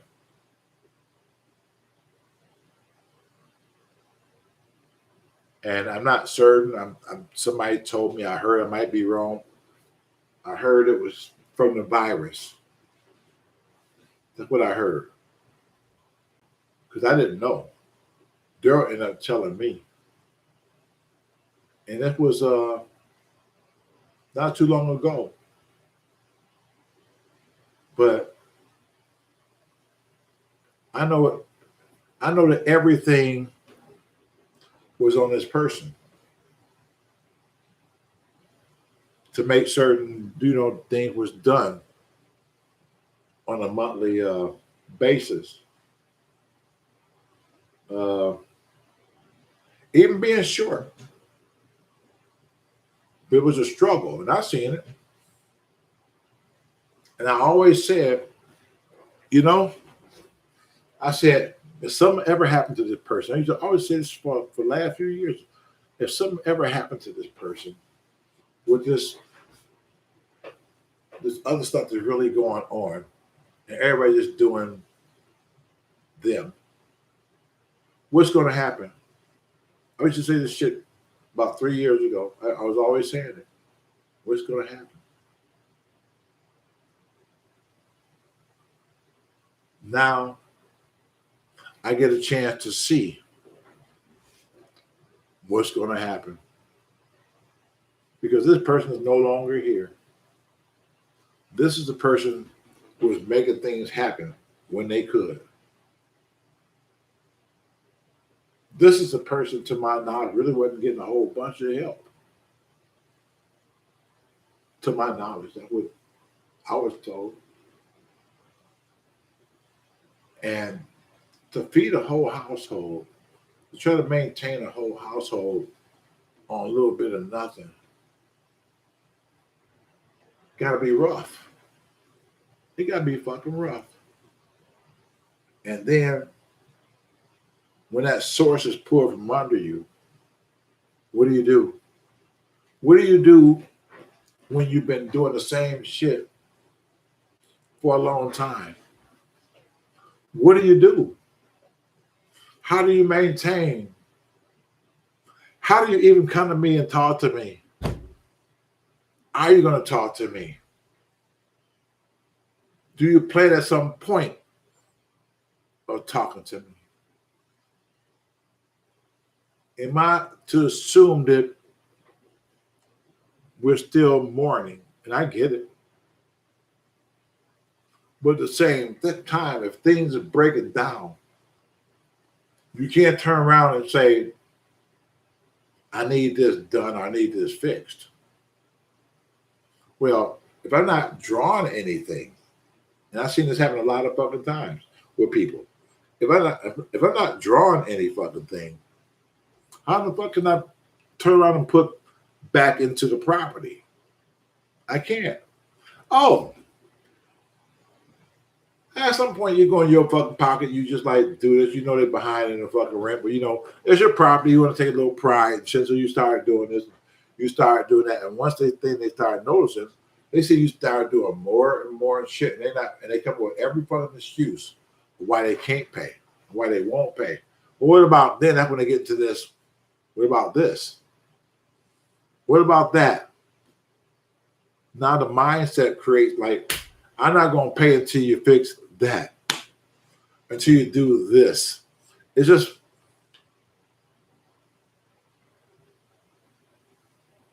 it's crazy. That's all I want to say. Hey, Shea, that color looks so good on you. Thank you, Naomi. I just, I just do a different shit, just, I got a closet full of shit. I don't even know I don't even think I ever wore the shirt ever. I went to an outlet in Birch Run here in Michigan. And I went to this man's clothing store. I forgot the name of the store. And I seen this shirt and like 5 other shirts with like different colors and designs. And I was just like, I bought them. I said, I'm not knowing where I'm going to wear them, but I'm going to buy them because I just like the color and the contrast with certain things. Because, I'm just fucking different sometimes. I wear my hair curl, wear my hair down like it is right now. And so, yeah, I got a lot of shit in there. The last 3-4 videos I've been doing, you'll see me with a different shirt on. And I don't even dress like that no more. This is my way of just winding down. Shea, you're down to earth person. God bless you. Thank you, Brian. Appreciate you. Now you got us curious. You curious on what? Then I don't talk about so much shit. I don't know the hell you talking about. Because you're curious on what? I talk about so much shit. I bet they got their hair and nails done. I'm trying to see what the hell Linda's saying. Linda said something. Now you got us curious. I don't know what I got you curious about because I've been talking about all types of shit. And I ain't going to pretend to even fucking know right now. When I get into the zone, you know already. When I get into the zone, I'm just fucking gone. I am gone. When I get in the zone, I'm not fucking reading. I'm in the zone. Curious about the story you just told. You said you were going to wait to tell us about. What's that one about? Can you remind me? I might have said I'm going to tell you about a lot of shit. I had to do something. I might have said it in a video or something. It's something you got to remind me of. If you remind me, I'll remember. When we'll have this Real Talk Live again. I'm from Ira. I love Mac Real Wall. Thank you. I've been doing these Real Talks like every night. Again, I just started last week. But I was telling somebody also that I'm not going to keep doing this every night. I'm just trying to build it up a little bit for right now.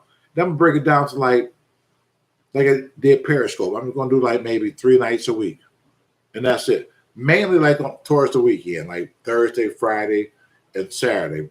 You probably won't see nothing Monday through Wednesday. Just, it's getting towards the end. Or I might mix it up, but it's only going to be 3 days. So I did this shit all last week. And now I'm starting again doing it this week. So I'm just doing a preview to people who come in and watch this shit right now. Say, hey, who this motherfucker is. And they'll just vibe off all the other videos. And now they got something to consume. Let's see what this motherfucker is. Let's see what we're all about. Now I can break it down. I don't have to always be in your fucking face. I don't have to always be in your face. I can be in your face three nights a week and shit. And I think you'll still be good because you'll still get the same out of my 3 nights versus if I'm sitting here giving it to you 5 nights. So that's Tony. That's the question. Tony Embry. See, I even said your last name that time. Embry. I can't believe now. I'm looking up at the clock, and it's been 2 hours. I said I was not going to do this. There's no Periscope, but we will see you. Yeah, but again, I really can't. You know what? I almost quit on you guys in the first 20, 25 minutes. You heard me talk. I get ready to tap out early. I really was. But I'm looking up now, it's fucking 2 hours. I was like, what the fuck? So when I find something to talk about, I guess I'll just fucking talk. That's what it is. Hey, everyone, join the rest of the Shea Show family on Discord. Thank you, Ron. Appreciate that. Y'all see what Ron doing right there? I was getting ready to shut it down, but since Ron did that, he's going to do that a couple more times. So I'm trying to build the Shea Show fam Discord site up. I'm trying to build that up. There's a lot of shit going on over there. It's like you can chat with somebody. You can post pictures of yourself. You can post pictures of your dog. You can have private conversation with people. When I do videos and shit like over here, they automatically just go straight over there. So it's like Periscope on steroids is what it is. Well, it's a new thing. Y'all know how I feel about new shit. You know, just take me a while to get used to new shit. Like this fucking background shit. It took me years to do that. People been doing that shit for fucking years. I'm just starting. I said, let me catch up. So I figure you still fucking enjoy it whether you see the fucking background scenery or not. I just want to just switch it up. That's all. This your first time? Cool. This cool. I do thank you for taking your time. It's cool. I see you. This from Iowa. All right, Tony. Appreciate you. And make certain you sign up where Ron is doing a link right now, and you guys get it. Brian, I really appreciate you listening to me big time. I really do. I don't take none of you for granted. I'm just a guy on YouTube just talking to my friends. I know, but I'm not one of those guys who go out here and do videos just talking, just like I don't respond to you. Just make sure you just keep watching it. Look back at the public screen, see who's doing what, all that kind of crap. Nah, I'm with good people. I'm really with good people. That's how I look at y'all. Barbara, Brian, Linda, my girl Linda, Naomi, Rick. Rick just catch me live for the first time. Big John's here. Oh, watch out. Big John just walked in. What you mean what we got here? You know what we got here. Big John, we got the fucking realness going on. You just late to the party, baby. But it's okay, though. It's okay. I was just saying, I almost cheated them because I was only going to be on for like 15, 20 minutes. But I looked up. It's 2 hours. And I know you just getting here. There's a lot of good shit you missed. And you're going to have to go back to the beginning and watch it. I know you will. You will. You know, Big John, if I had another hour in me to give just to you, to dedicate just to you, you know I would. Because Big John is always down with the Shea Show. Always.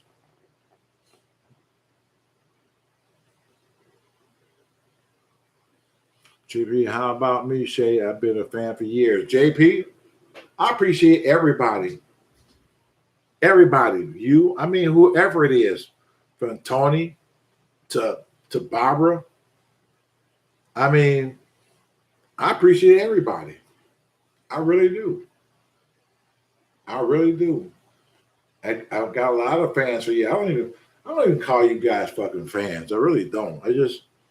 I like to refer to you guys as fucking friends. I do. I mean, the fan thing is cool. It's just like, I don't know. I just like, I like to get a little bit more personal. So I just like good friends. I like good friends. And that's what you guys are to me. I mean, I don't look at you guys as fans. When you guys come up to me on the street and say I'm a big fan, blah, blah, blah. I mean, if you've been watching for any period of time, I'm going to say, no, I mean, you're my friend. Anybody who ever met me, I'm going to tell you, I mean, I greet them like they've been my friend. I mean, I greet them. Anybody who met me in person will fucking tell you. I mean, I grab them, I fucking hug them like I know them for fucking years because they said they didn't watch me for years. I got that connection. I got that fucking connection. This is my friend. They trust me. They trust me. And I trust them. And for women to come and just trust you like that, just like I know where your office is. I'm gonna come around here so I can take a picture with you. Okay. No problem. They're coming to my place, don't know me from a can of fucking beans, and can trust me this, that much from the person that you see, and I represent myself to be. And you can come in my place. Not too many women going to just link up with some guy out the fucking internet and just walk into a fucking possible trap. They're not going to do that. But when people come visit me, I make them feel at home. I make them feel at fucking home like we're friends. That's how I treat people. I treated everybody that fuck way when they got here. Everybody. No matter who. I treated everybody that way. because you were a show in Detroit. I had a lot of fans there, but I started loving your channel. I appreciate that, JP. Really do, Shea. I love you to come to Cape Cod on my time. Brian, that sounds good. That really sounds. I've been invited all over the fucking world, and I got so many people who actually from all over the world who fucking came here and visited me, and hung out with me for the weekend, or just 5 days. Or, I mean, just followed me around, just watching me do my fucking shit, just like working in the office, walking or going inside the fucking houses and shit. It was cool. Shane, did you? Okay, yeah. I think the first video of yours I watched, and it was the hood store. Yeah, I mean, wow, that was like you said, I think that was 2004. That was 4 years ago. What? That was 7 years ago? That was different. Angry L, I gotta give it to him. Angry L is he's a hustler. He really is. He will find a way to make money. I don't give a shit. That young guy will fucking work, and work. I don't give a fuck what it is. He always got a fucking idea. That's how he fucking pay his fucking rent over there. Just like hustling. Every fucking day he's doing something. He don't let no grass grow under his feet. I'm just amazed to watch him and his work ethic. You know, because he know that it's him. He know he got to rely on him. He can't rely on no fucking body else. And he came up with this idea. He had this thing built, and he colored it, and he put like hot dogs $1, or hamburgers $2, whatever it was, beer $1. I was asking, how the fuck are you gonna sell beer for $1? You know, he had all this shit. He had Puquisha behind the fucking register in this makeshift trailer booth they built and shit. And it was hot as shit. She had a fucking fan sitting up and shit. She's smoking a cigarette. I'm like, you cannot make this shit up. You can't. And I started asking about the price of a hot dog or something. And she gave me her own price. She yelled back there, hold on. She said, now how much is the price of the hot dog now? $1? $1. I said, oh, okay, well, I'm going to take 2 of them. It's just like, you never seen no shit like that before. It's like in the hood. And he trying to do something fucking positive. And I just thought that was funny as shit. And I had to get that on film. Why wouldn't I got that on film? Been watching this day. The cameraman fell down outside the van. He was coming off a long night. I love Dave so much. Love you too. I appreciate you. Yeah, Dave crashed. You know, you never know with Dave. I love Dave. I love Dave to fucking death. I really did. I really did. This Dave was, you don't make him like Dave. Dave was fucking different. Dave drank. I knew that. Dave irritated the shit out of me. He really did. If you watch some of those earlier videos, Dave irritated the dog shit out of me. He really did. Because like, why is he so fucking zany? I know him all my fucking life. Why is he still fucking zany? He's not gonna break out of this at some fucking point. But you know, when I started doing this, he was just like offset me some type of way. And I was so serious when I used to get mad at him in the videos and shit. It just came out a certain way. And you guys seen that. And a lot of times you guys didn't know. I was really pissed that day for being fucking drunk. Really pissed. And I didn't know nothing about editing or nothing like that at the time. So whatever I recorded, I gotta just upload it. Because I didn't know how to edit. If I knew how to edit, a lot of that crazy shit you seen with Dave would have never, ever, ever, ever been seen had I knew how to edit. And that's why I got this thing about doing videos not edit. Just like, fuck it. Whatever I record, I'm going to put it out there. And Dave was like, Dave was something. What's up, Barbara? Dave was something. Yeah, he got Angry L got a mouth on him. Yeah. But Dave was like different. He was different. I didn't even think when Dave passed away, I didn't even think I was even gonna fucking even I'm ready to get this shit up. I said, I don't do this shit no more on no fucking level. Because Dave ain't here. I want to quit, just sacrifice. I want to just give all this shit up because Dave ain't here. There's no way in the fuck I can keep doing this and Dave ain't here. What's the Shea show without a fucking Dave? I didn't know what the fuck I was gonna do. I just knew I wanted to fucking quit. That I did know. I wanted to quit. But Dave told me on his deathbed before he died. He knew he was dying. He knew. He told me. He said, I got 4 months to live. And I'm like, I thought he was playing. I really thought he was fucking playing. Because they always bullshit all the time. They're just like, psych. That's what they do. And I said, quit fucking around, Dave. What the fuck are you talking about, man? He said, I'm dying, man. He said, I got 4 months to live. The doctor told me I got 4 months to live. I'm just telling you right now. Then I realized he was serious. And then I got ready to start choking up and I got ready to start crying a little bit because I realized he was serious. He said, stop, don't do that. Don't do that. I said, Dave, you said you're dying, man. He said, but don't cry, man. Don't do that. Don't do that. He said, I'm dying. He said, you're going to die too.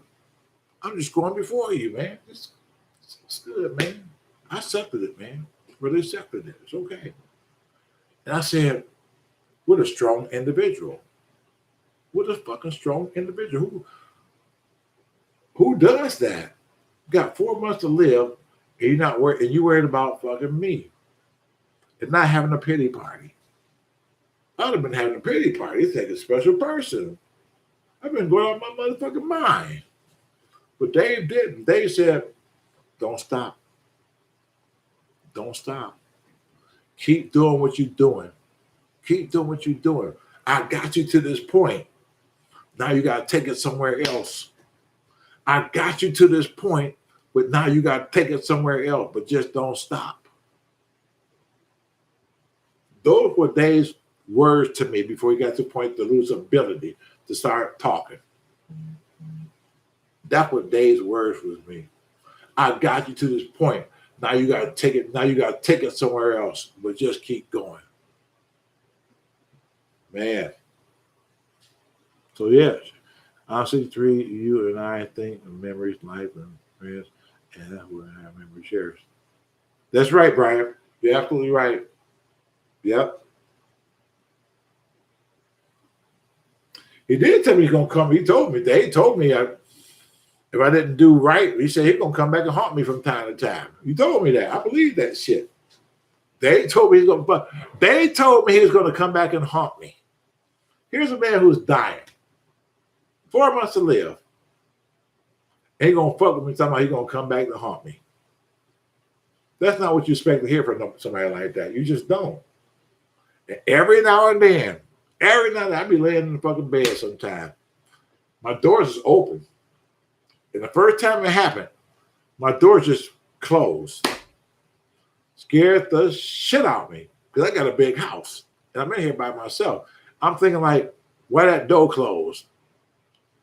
And I said, hey, who is it? Who is behind that goddamn door? Talking all loud. I get out of bed, creep, grab my fucking gun and shit. Who is it, goddamn it? But the door just stopped. And I walk up to the door. I open it, peek out. There's nobody there. I open the door back up, put my gun back in the fucking thing, lay back down, so it's all in my motherfucking mind. Sit down in my drawers and shit. Find that fucking spot. You know, when you go to lay down in the bed, you find that fucking spot. When you find that spot, you don't want to fucking move because you found the spot. It took you like 20 minutes to break this spot in. So I had to figure a new fucking spot. So I'm laying there. All of a sudden, the door, it closed again. I said, wait a minute. Fuck, what's the fuck going on here? The fan wasn't on or nothing. I don't know what it is about that. But it would freak me out. Every now and then it would do that. But now when it do it, and it do it from time to time, you know what I say when it close the door? I don't jump up. I don't look around. I'll say, Dave, why are you fucking with me? I just say, Dave, why you fucking with me? Leave me alone. God damn, not tonight, man. I'm trying to sleep. You know, and I'll leave the door closed at that fucking point. I'll leave it closed. Now, I'm gonna tell you what's gonna happen. Now, if it open up, now we got a motherfucking problem. I'll let you close it. But if I'm laying there and I know what nobody on the other side and it opens up, oh, the hair shit just went up on your fucking back. I got a big ass fucking, where is that? I got a big ass fucking window on the side right there. Now I keep it open, the thing, just in case I got to get the fuck up out of here and shit. I went out there with a tape measure. I see how far the distance was to drop every fucking thing. I'm on top of this shit, right? Because you never know. Did it say who? I'm just, funny security guard. Remind me of your funny security guard job overnight. When do I tell you? That was funny, but it's like the fucking funeral home.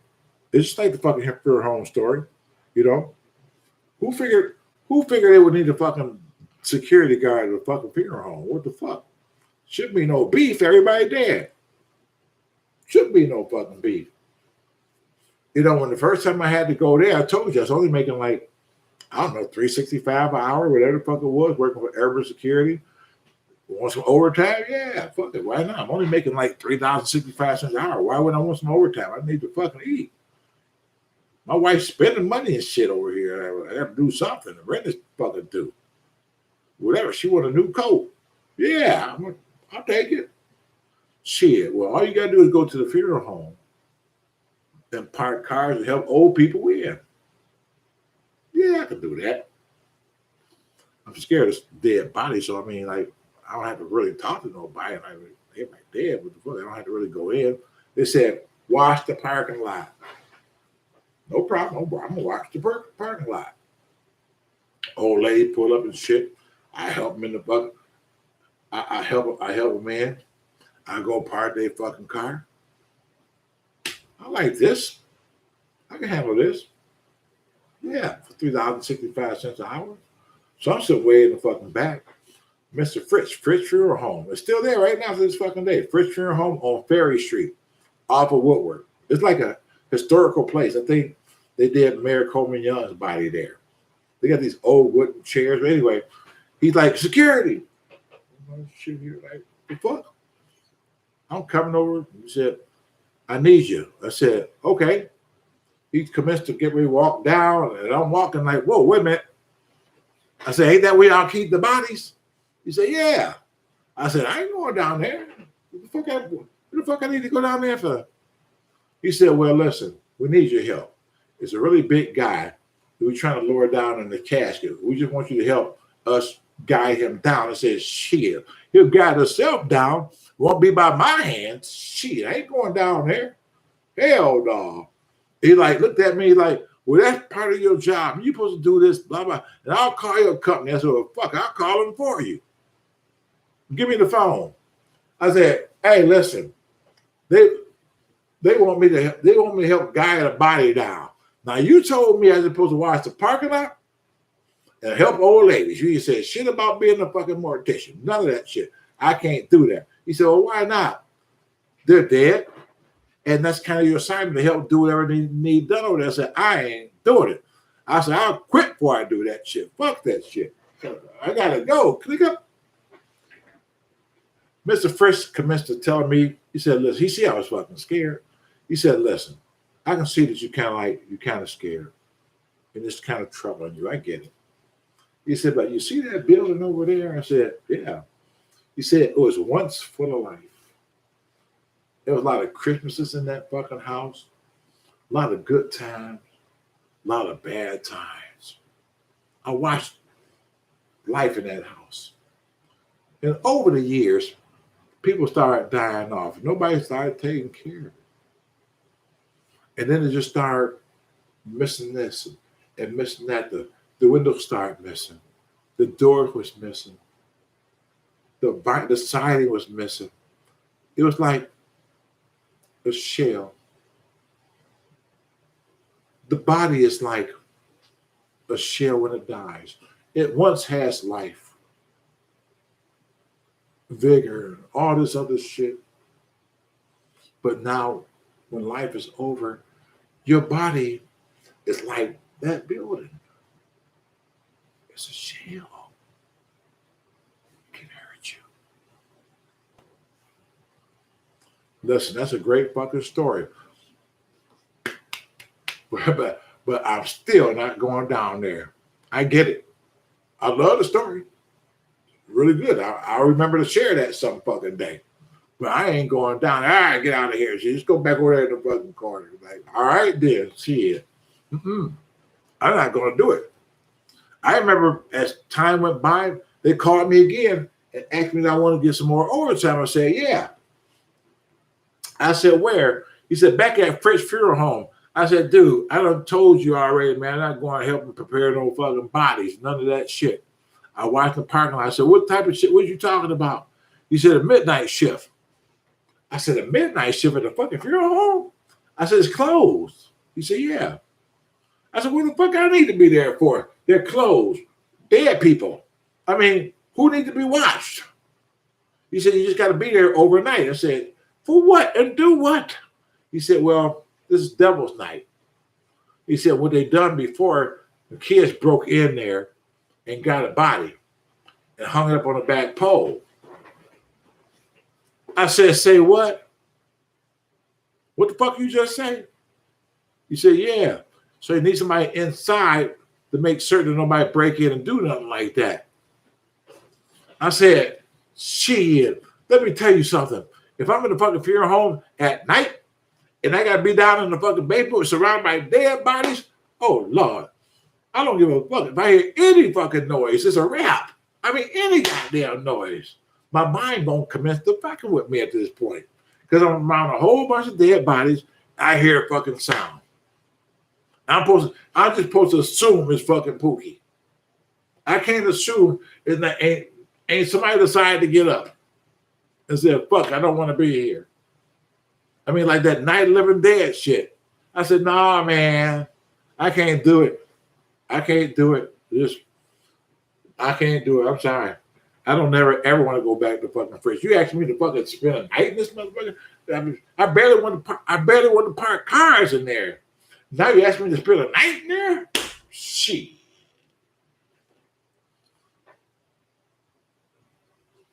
I couldn't do that. There's no fucking way I was going to do that. None. I just wasn't going to fucking do it. I'm sorry. No.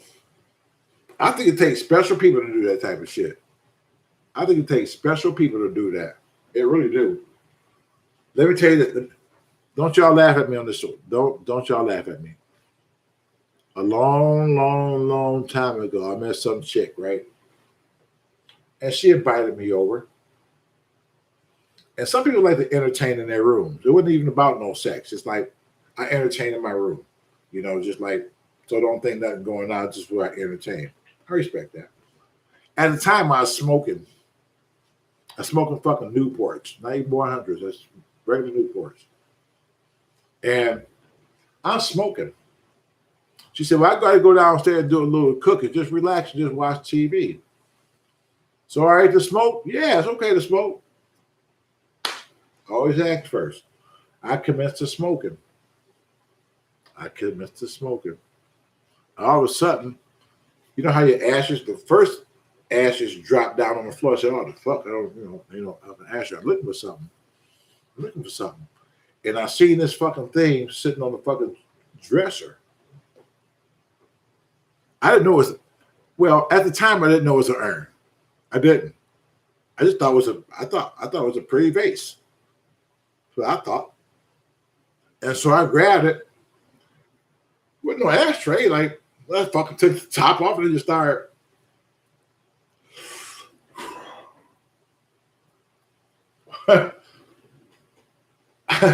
I'm literally dumping ashes in this fucking vase that turned out to be a fucking urn. And she came over and said, oh my God. I said, what? She said, why are you putting ashes on my father? I said, huh? Your father? And then it clicked. I said, oh, hell no. Hell no, this is an urn. This is somebody's fucking ashes. What the fuck? I felt so stupid. I wanted to say, did he smoke? Just I didn't know what the fuck to say. I just like, she said, get out. Just get out. I said, listen, I'm fucking sorry. She said, no, fucking get out. Just leave. I need to be alone right now. I said, all right. Just like, I did. Tony, I did. I didn't know no fucking better back then. I just didn't. I was smoking. I didn't want to dump on the fucking on the carpet. I figured like I see an urn. How's she gonna miss that? At least I'm putting the ashes. Well, ashes going on top of ashes, right? How was I to know at the time what the fuck it was? I didn't know. I didn't. I tell that story from time to time. I just tell somebody that shit today. How that happened. I never did talk to her no more. That was it. She wouldn't take my calls no more and nothing.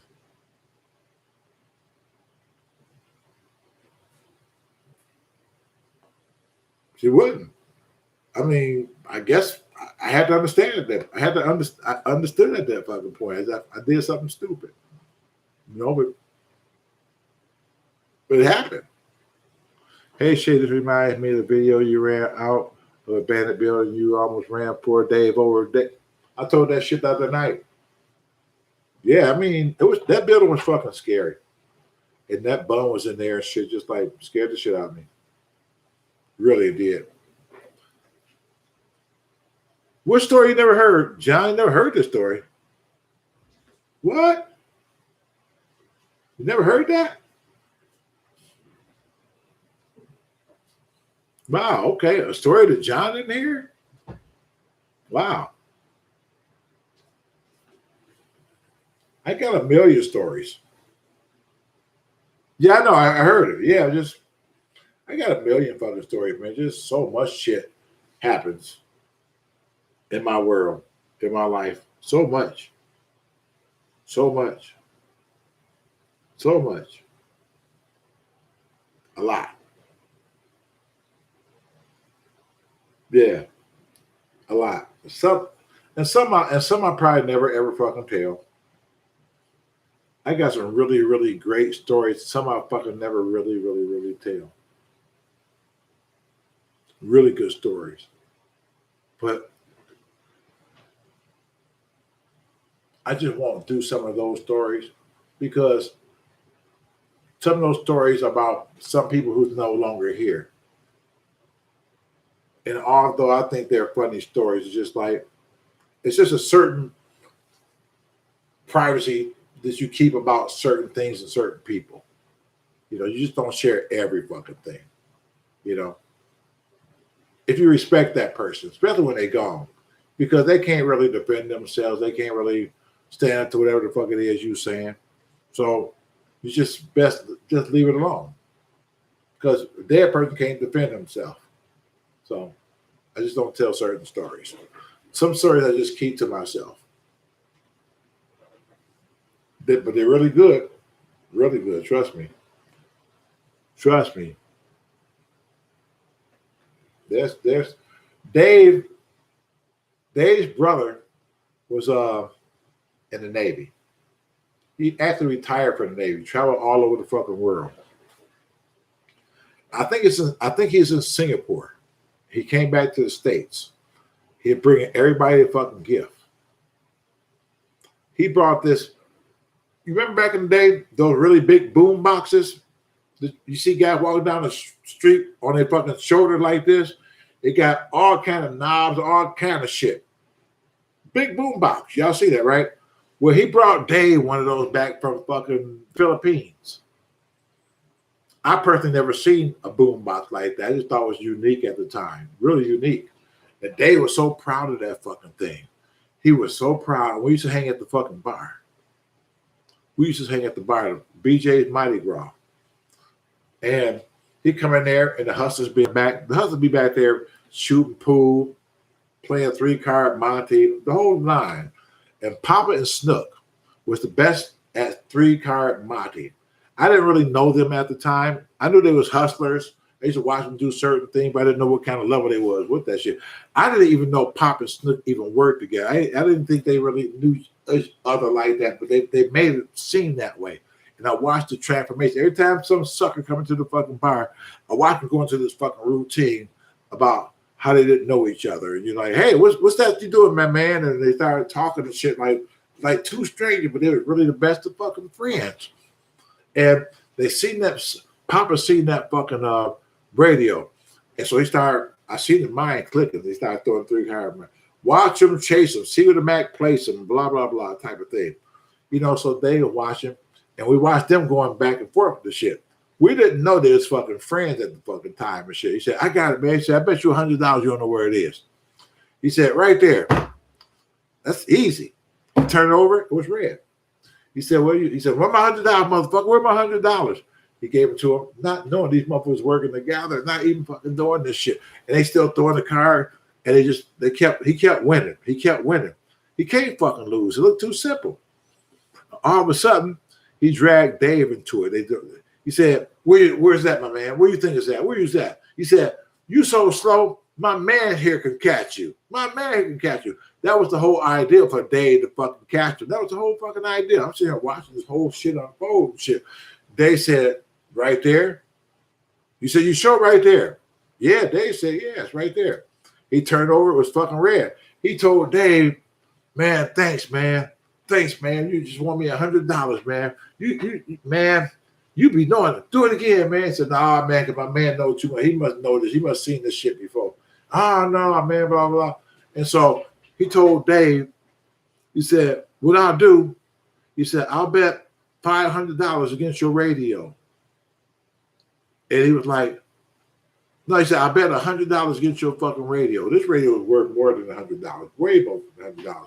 Maybe back in the Philippines, but here in the States, it would have been worth more than $100. And the guy talked Dave into it. And Maurice was one of our friends, like, go ahead, motherfucker. Go ahead. You see, you can pick the cars out. That's an easy $100, man. God damn, you a fool. If that was my radio, I would fucking do it. Dave said, well, it ain't your radio. He said, my man is right there. He said, can I go ahead and try it again, man? He said, where the red card at? He let Dave pick that damn red card out. Dave was really confident at that point. Dave said, all right, we can do it. We can do it. Dave said, buddy, get this $100. That man started throwing them fucking cards. He started throwing them cards. He said, watch them, chase them, see where the Mac place them, blah, blah. I said, uh-oh. He said some shit I ain't heard before. Now this shit sounding real. He said, watch them, chase them, see where the Mac place them. He told Dave to pick it out. Pick it out. They said, right there. He said, oh, no, don't touch it. He said, you got to pay for that card. He said, are you sure that's where it is? He said, yeah. Well, put your radio down and I put my $100 down. Just like, I don't know you. I don't want you to grab my $100 and running out the bar. They said, yeah, all right. He put it down and shit. He said, pick your card up. It was black. They said, whoa, wait a minute. How you do that? The red card was there. He said, brother, that's what you picked. I didn't pick that. You picked that. I just asked you where it was. You said it was there. It's not there. You lost the radio. Oh, you should have seen Dave eye. I think that's the first time I started seeing Dave fucking cry. Because Maurice was egging him on to fucking bet this guy with his radio. Maurice was egging him on. Maurice still live right now. He's in the fucking California. He was egging him on. And Dave was like, that was a gift. My brother brought that from the Philippines. That was a gift. He said, man, I really need my radio, man. And Papa said, you can have it. He said, I can? He said, yeah. You got to buy it. You got to buy it back. He said, I got to buy it back. He said, if you want it, I'll sell it back to you. You got to give me $200. He said, well, is that better than $100? He said, well, it's my radio now. And I can set the price what I want for my radio. This is my radio. It's $200. You want it back? $200. I'll be here. I ain't going nowhere. I'm going to shoot some pool. They was like, where the fuck I'm gonna get fucking $200 from? Well, Maurice worked at Chevy Gear and Axle, so he was making pretty decent money. He felt bad for Dave. He said, "Listen, I'll loan you the money."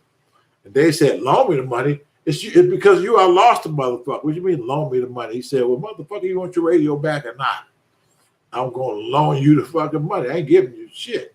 You made that decision on that car, not me. I'm trying to help you out. Now, do you want your fucking radio back?"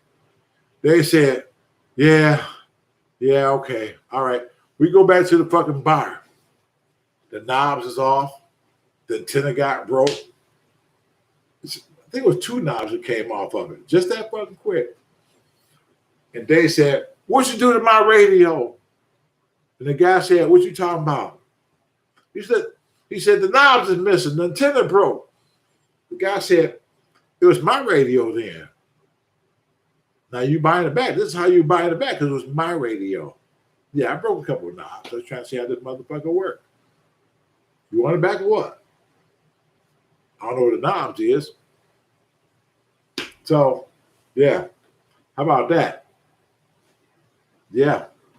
Can you refer someone to me to install Windows? Are you here, Maryland? Can you refer someone to me to install Windows? Maryland Hunter, are you here? Let's say that. Let's start there. With that question, I'm assuming you live here. With that question, I'm assuming you live here. I'm trying to read when I can, y'all. Marilyn just was asking about Windows. I just want to know if she's actually here for that type of question.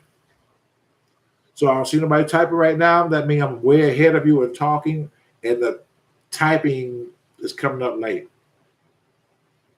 Oh my God, I can't believe it. It's going on fucking 3 hours. It's going on fucking 3 hours. I did it again. I did not plan on doing this for no fucking 3 hours. I really didn't. I said 20 minutes. I said 20 minutes. I lied to myself again.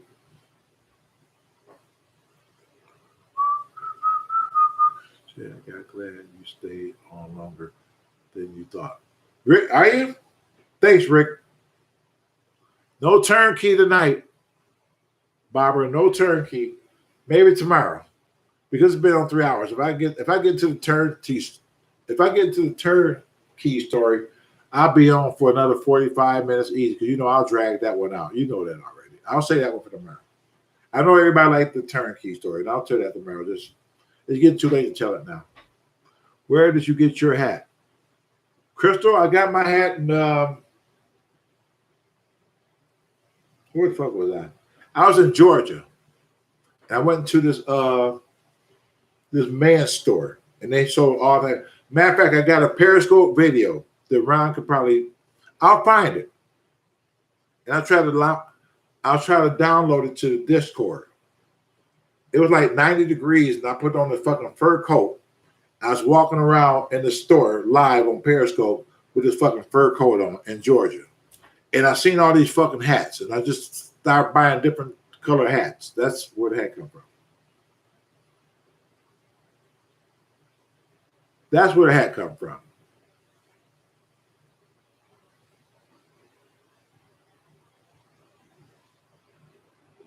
Where I'm at.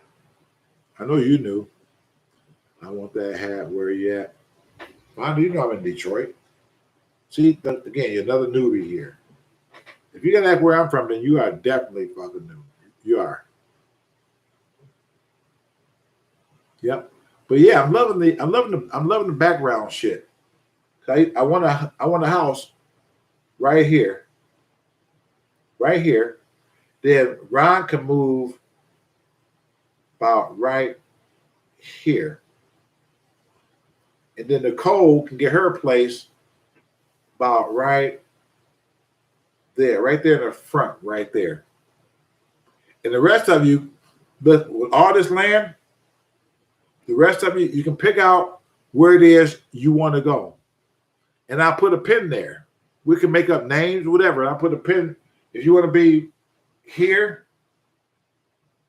And that's that particular island for you. then we're gonna put you right there, or back over there, right behind that tall mountain. We'll put you back there. I'm glad you on to so I can chat. Do I know what time you have there? What do not know what time you have there. The time here now is good question. The time here is 12:30 a.m., which means I should actually be in fucking bed. Can you borrow what? Can you borrow what? I wish I had a spot brought it up. You can get, hey, listen, Michelle, you can get it. I'll say that for you. You see all that land back there? It's not for everybody. Can you borrow what? What help you got? What helped you get over COVID? Prayer. Prayer. That would help me. Prayer. It's just what my fucking time. That's it. Just what my fucking time. Yeah, I went through it too. It was bad. Oh, okay. Yeah. You gotta have faith in something sometimes. Don't always pray. Don't always pray when something's going bad. Because sometimes people have a tendency to pray when things is going bad. When they see going bad, they get to praying. All of a sudden they want to pray. Well, I got a different theory. I always pray all the fucking time. All the time. Before I go to bed at night, when I wake up in the morning, when I open my fucking eyes, I'm just really thankful for God to open my fucking eyes first thing in the morning. I'm always fucking thankful. I'm always thankful because so many people didn't wake up. And I realize that and I know that. So, yeah. Yeah. I recognize that. I always pray. Whether you believe in praying or not, that's your business. But I pray all the time. Because I've been through a lot of shit. And I had to continually pray for fucking strength all the fucking time. Everything I've been through in my life, I had to pray for fucking strength. But all the shit I've been through in my life. I lost my wife. I found my wife dead on the fucking couch. I had to pray for fucking strength. I had to. I seen that. Dave, the cameraman, died 10 months after my fucking wife. 10 months. I had to find strength. I had to stay prayed up. Because now I'm being really, really, really, really tested. I'm being really tested. Now my faith is being really tested. I got to be strong. I got to. Despite. I got to find a way to be strong. And then 2 years after that, my son was fucking murdered. My son. My fucking son. I seen coming to the fucking world with toys, making his first walk. Listening to him talk for the first fucking time. Watching him going through school, making friends.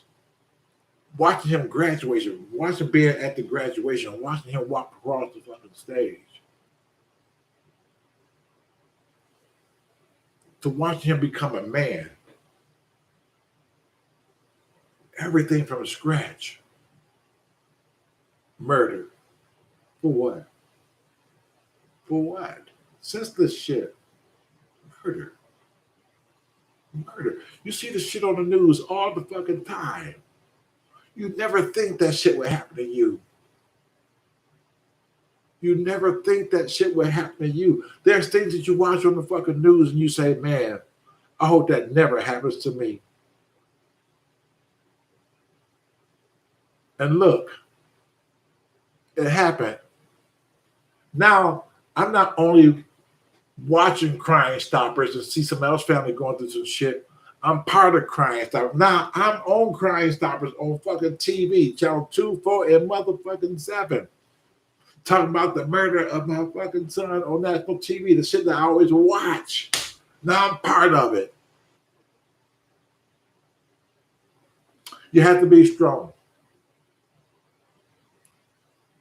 You have to be strong in life. No matter what fucking hits you, you have to find a way. No matter what hits you, you have to find a way. You have to find a way. And part of finding a way is staying prayed up. Part of finding a way is staying prayerful and being thankful for every fucking day. For every day is a fucking blessing. Every day. Every day above ground is a good day. It is. Take advantage of this good day because you're not going to have a whole bunch of fucking these days above ground. At some point, we going below ground at some fucking point. Why rush it? Why rush it? Enjoy life now above ground with less fucking drama, without the bullshit. Don't go out in your life with bullshit. Don't be remembered for bullshit. Be remembered for something fucking positive. Be remembered for a change that you made in somebody's life and yours too. Be remembered for that. Don't be remembered for being shot in a fucking grocery store robbery. I'm sorry.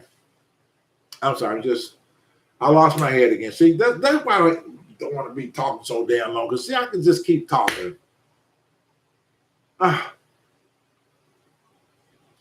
Yes, I'm here. Oh, okay, Marilyn. Well, send me a message at the Shea Show at gmail.com. The Shea Show at gmail.com. Yes. You can send me a message there.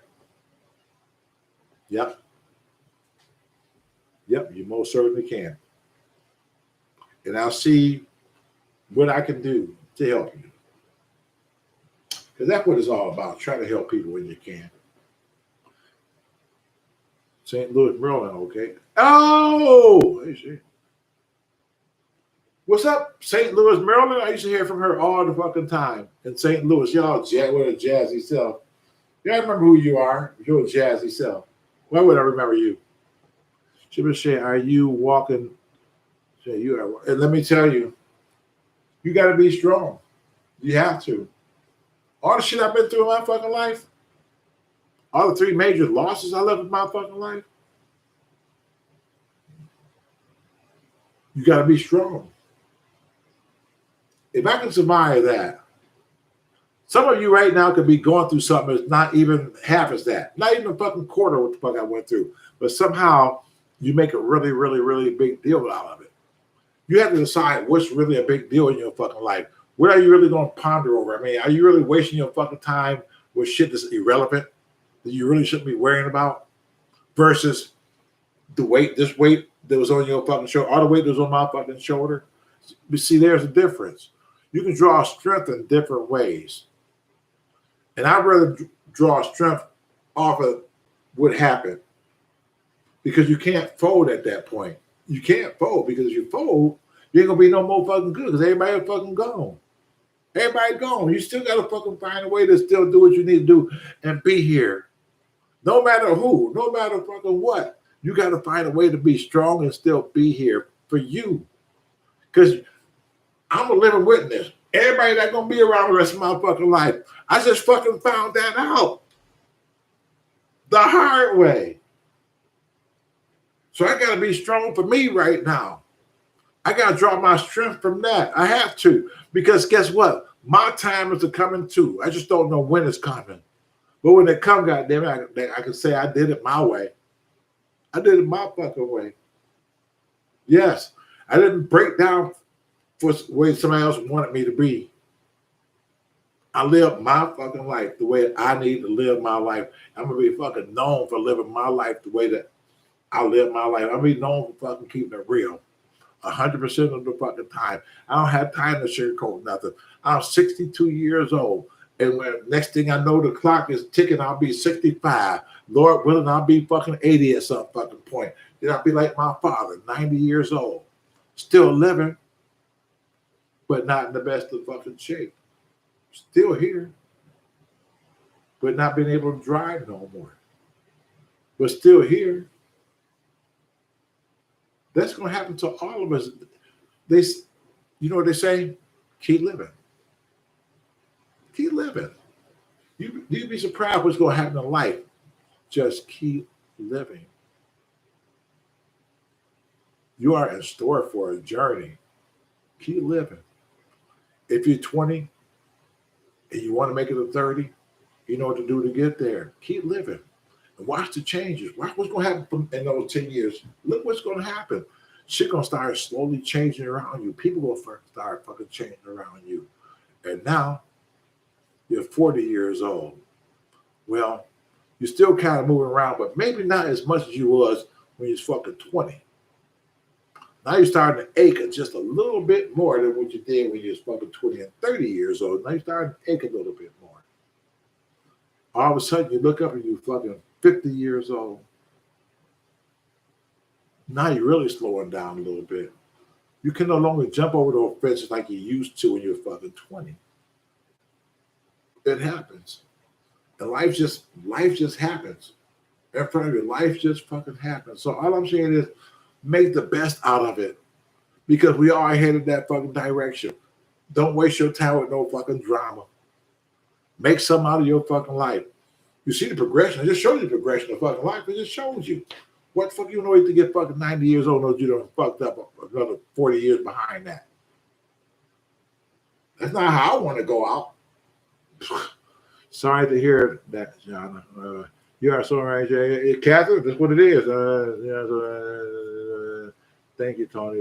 True, Ben, St. Louis. I'm just trying to catch up on everybody, what everybody else is saying. You're right, because you're right.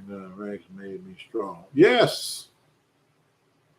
Rex. Oh, see, I know who that is. I know who that is. Rex made you strong. Let me see. Shea, B.B. King said, live the song and you live the. Oh, okay. I found my mom dead in bed when I was 17. Tony's a hurting thing.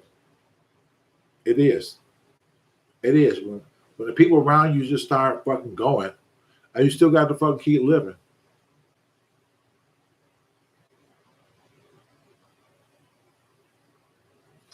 Michelle, that's the way it is. I mean, we all struggle. We all go through shit. We do. We really do. But we got to find a way to keep moving forward and be strong. Even in our darkest hours, even when we just don't feel like it. Even when we feel like shit. That's the time to really step your game up. When you start to really feel like shit, that's the time when you gotta be at your fucking strongest, because now you feel like shit. It'll set in already. You need to do something about it. You don't need to let that shit fester in your fucking mind longer than what it needs to be. You know it's there. Now you gotta do something about it. You gotta be strong. Pick yourself up. You can do it. I have faith in all of you. Okay. Lisa Holmes, Sandusky. Hey, Sandusky. Oh, I'm sorry to hear that, Tony. Blah, blah, blah.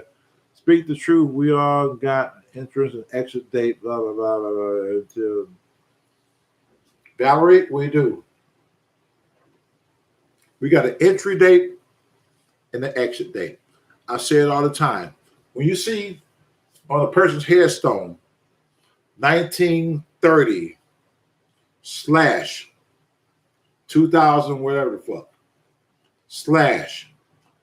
/ entry date and an exit date.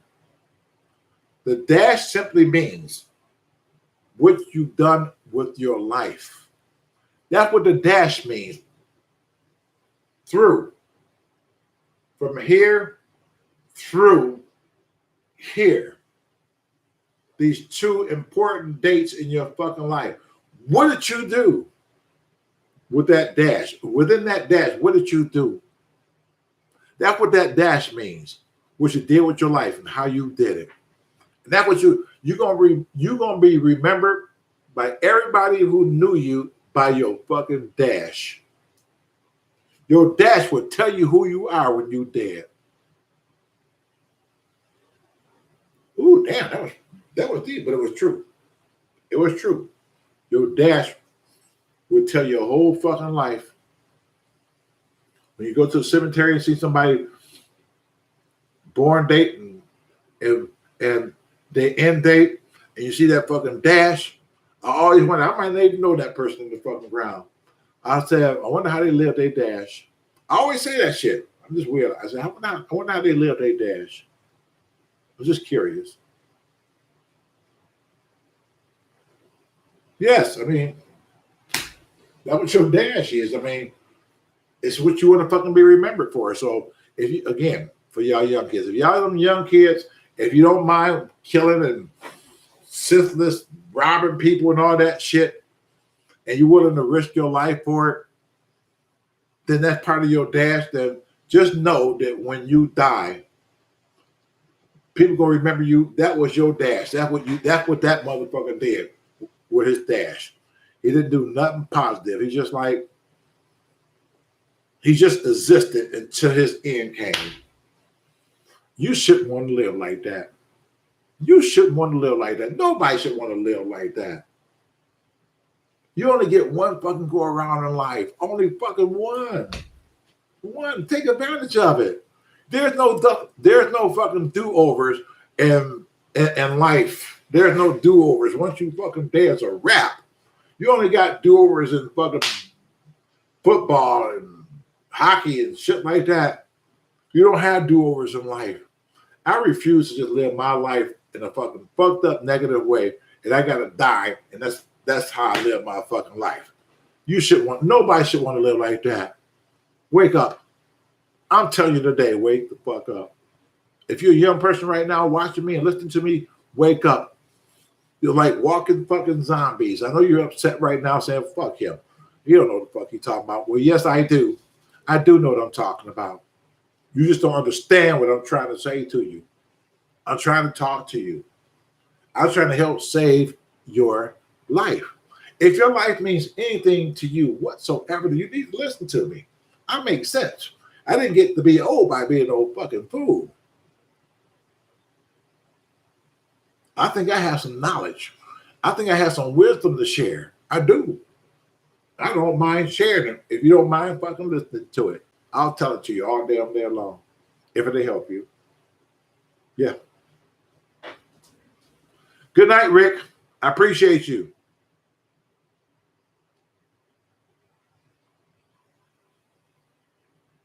Yes, I appreciate everybody. I appreciate everybody. Listen, I got on another rant. I don't want to keep doing that. It's 3 hours and like 14 minutes, so I need to shut this down. So what I'm going to say is I thank you guys for really tuning in on my Shea Show Real Talk Live, because half the time I don't know what the hell I'm going to talk about. I just open my mouth and it just fucking happens. And you guys come in and we just have a great time. So with that said, I'm going to see you. Wait a minute. I'm going to see you. I'm definitely going to see you at the next location. Yeah, that's what I'm thinking.